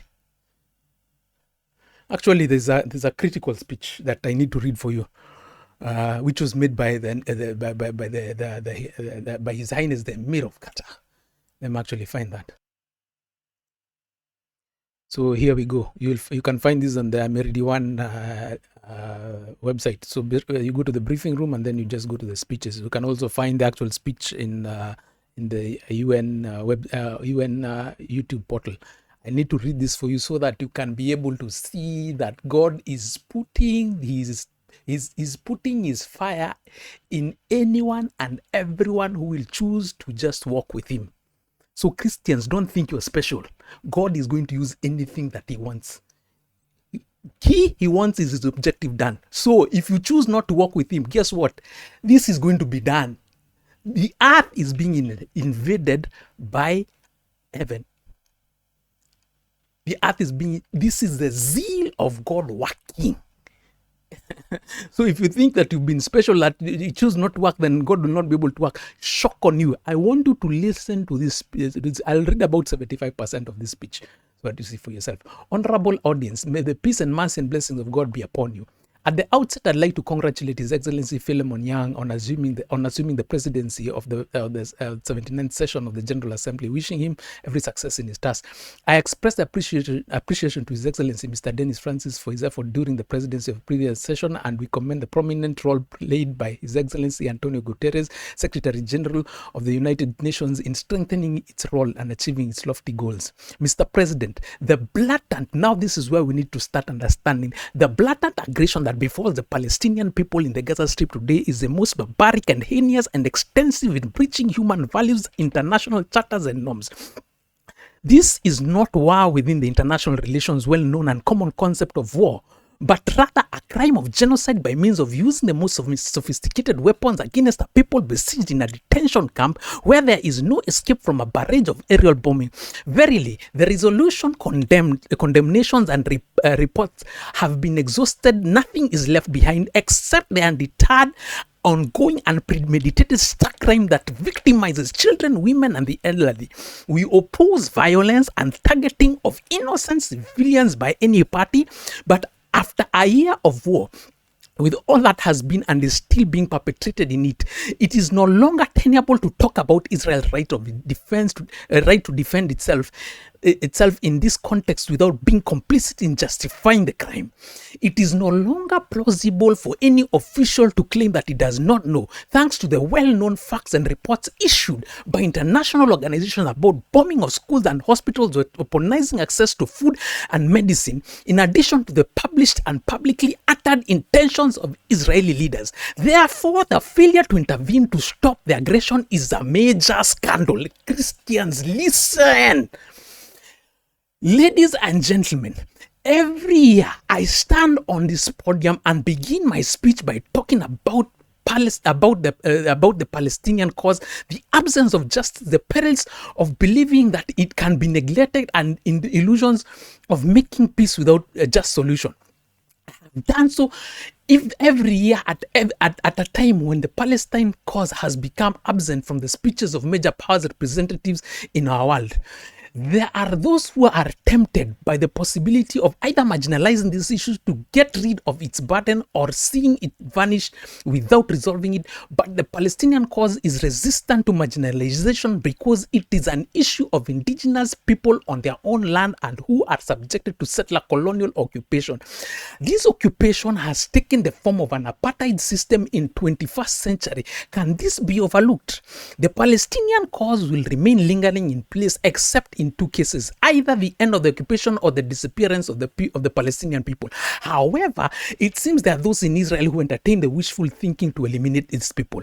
The ongoing Israeli aggregation for nearly a year is nothing but a result of absence of a sincere political will, deliberate international failure to resolve the Palestinian issue with a just solution, and insistence on occupying Israeli authorities to impose fait accompli on the Palestinians and the world with all types of force. The ongoing brutal war has fired a coup de grace at international legitimacy and inflicted serious damage on the credibility of the post-World War II concepts on which the international community was founded. As if there are consequences of this approach, which are visible before our eyes, are not enough to prove that ignoring a just solution is conducive to disaster. We discover to our disbelief that some are still trying to find innovative measures to run Gaza after the war with or without an authority, only on the basis of security consideration. And what is meant in this respect, of course, is that the security of the occupation, not security of those who are languishing under the occupation itself. It is the same mindset that led from one disaster to another. It is the approach that wants to tailor the entire region to fit Israel's size while looking for circumventions to avoid ending the occupation and work on imposing the rule of one people over another by force. It is reasonable that even after this disaster, the major countries with the ability to influence the course of events are unable to reach a conclusion of the necessity to stop the war and pivot towards a just solution immediately instead of innovatively working on formulations to evade it. Or rather, is it reasonable that even after this disaster, the major countries with the ability to influence the course of events are unable to reach a conclusion of necessity to stop the war and pivot towards a just solution immediately instead of innovatively working on formulations to evade it? The end of the occupation and the Palestinian people exercising their right to self-determination is neither a favor nor a gift from anyone. Unfortunately, the Security Council has failed to implement its ceasefire resolution in Gaza Strip and to refrain from granting a state of Palestine full membership status in the United Nations, despite the General Assembly's adoption of a resolution supporting the Palestine request for UN membership last May. The state of Palestine's full UN membership neither establishes its sovereignty nor ends the occupation, but at least it sends a message to the far-right government involved in the challenging international legitimacy that force does not eliminate rights. Talking about such step harming the peace process is simply eyewash, because there is no Israeli partner for peace during the current government's tenure and no peace process taking place, but rather a genocide. It is this regard we highly value the position that countries that recognize the state of Palestine based on that we highly value the position of countries that recognize the state of Palestine based on the 1967 borders. The continuation of the humanitarian tragedy of the brotherly Palestinian people for more than 7.5 decades is a shameful stain on the conscience of the international community and its institutions. There is no point in talking about security, peace, stability in the Middle East region across the world if not backed by concrete steps leading to immediate ceasefire and an end to the Israeli occupation of all Arab territories. Honorable audience, it is no secret that we are facing a humanitarian catastrophe in Gaza and other Palestinian territories, which are subject to coordinated attacks by the occupation army and settlers in an attempt to enforce plans to expand settlements, annex the West Bank, and Judaize Jerusalem. The international community bears responsibility for the consequences of what is happening to the brotherly Palestinian people who are subjected to unfolding genocidal war that has resulted so far in the death of more than 41,000 martyrs, let alone the missing under the rubble, including 17,000 children, 11,000 women, 100,000 wounded, including thousands of disabled and millions of people who are forcibly displaced several times, in addition to the complete destruction of the infrastructure of hospitals, schools, and buildings, including the mosques and churches. A whole society is being destroyed in the course of genocide against the segments of the Palestinian people. It is the Gazan Palestinian community that has retained its composure and achieved remarkable development levels amid more than 17-year-old stifling. Mr. President, the state of Qatar has opted for undertaking mediation efforts in an endeavor to stop the aggression on Gaza and secure the release of prisoners and detainees. It is a mediation amidst fierce war and complex circumstances during which one party would not hesitate to assassinate counterpart political leaders with whom it negotiates, such as the assassination of Ismail Haniyeh, who many people feign forgetfulness that he was not only the political leader of Hamas but also the first elected Palestinian prime minister. For us, mediation and humanitarian work are both strategic political choice at the regional and international levels and humanitarian duty before being a political one. And we are not boastful of that vis-a-vis others. Our mediation efforts in partnership with the Arab Republic of Egypt and the United States of America culminated on a humanitarian agreement last November. It resulted in a brief ceasefire in the Gaza Strip and release of over 240 Palestinian prisoners and 109 detainees in Gaza, and increased the flow of relief shipments. We also provided humanitarian support to the civilian population in the Gaza Strip, contributed to evacuating the wounded and the sick, supporting humanitarian initiatives to deliver aid through all accessible routes, and increasing our support to the UNRWA, an irreplaceable international agency whose services are indispensable and which has been subject to the defamation for political purposes related to the Israeli government's desire to eliminate the refugee crisis without resolving the Palestinian cause. The state of Qatar will spare no effort to provide various forms of humanitarian assistance to the brotherly Palestinian people until this crisis is resolved. Despite the daunting challenges, obstruction attempts, and aspersions that we are subjected to, we will continue our efforts of mediation to resolve the disputes through peaceful means, as we are cognizant that any dispute will never lack a force of interested in its continuation, while being skeptical of any mediation regardless of the intentions. We will continue to examine exert efforts with our partners until reaching permanent ceasefire, securing the release of prisoners and detainees, taking the path of just solution in accordance with the resolution and international legitimacy and the Arab Peace Initiative, enabling the Palestinian people to obtain all their legitimate rights, foremost of which is their independent state with East Jerusalem as its capital on the 1967 borders. The establishment of the independent Palestinian state within a just and permanent solution is in the interest of all Israeli and Palestinian peoples. We will not achieve this goal except with a serious partner who is aware of the importance of renouncing discord and ending occupation and all forms of aggression so that we can reach together the desired peace in the Middle East. Mr. President, apart from committing a major crime by rigging wireless communication devices and exploding them simultaneously across thousands of people with total disregard for their identity or location, Israel is currently waging war with Lebanon, and no one knows to what extent this war could escalate. This is what we have repeatedly warned against if the brutal war on Gaza doesn't end. This systemic, destructive war must stop, and this is a choice before Israel, and its leaders know very well. They know that it will neither bring security and peace to the northern Israel nor to Lebanon. And the key to security rests on a just peace.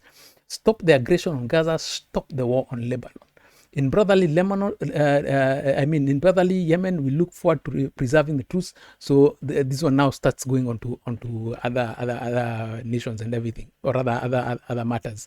So the key that I wanted to demonstrate there is that God is raising a brother's keeper. So Christians, you choose not to be your brother's keepers. God is raising brothers' keepers. He will work with anyone who will resonate with his ways. And here I can see on this particular word, the establishment of an independent Palestine is just a permanent solution in the interest of Israeli and Palestinian peoples will not achieve this goal except with a serious partner who is aware of the importance of renouncing discord and ending the occupation and all forms of aggression so we can reach together with the desired peace in the Middle East. Guess where the found partnership is? Their found partnership. Kingdom of heaven. I can guarantee you these interests are fully backed by the kingdom of heaven. So Christians, get in line, or you can stay aside. What I'm trying to put to you is what God is intending to achieve will be achieved with or without you. If God will have to use whatever He will use whatever He will use. You choose not to be part of his agenda. Guess what? He will bypass you. But at the end of the day, God's agenda will be fulfilled. As you can clearly see, He is putting His seal in others. So you choose not to be part of His program, no problem. No problem. He will still achieve what He wants to achieve.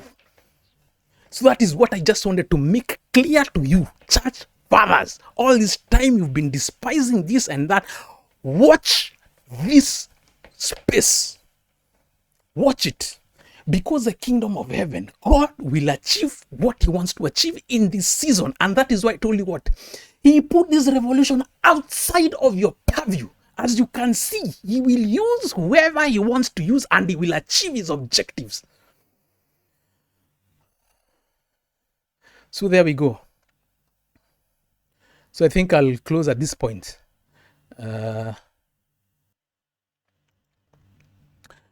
Thanks a lot for watching up to this point. Hope and prayer is that you start getting in line with God's order. These matters, walk away from the iniquity. But if you choose to be part of that iniquity, no problem. Righteousness is coming your way. There is no room for iniquity on this earth. Under my watch, there will be no room for iniquity on this earth. We're sweeping it all away by the zeal of God. All iniquity will be swept away. Note that. Sealed by the blood of Jesus.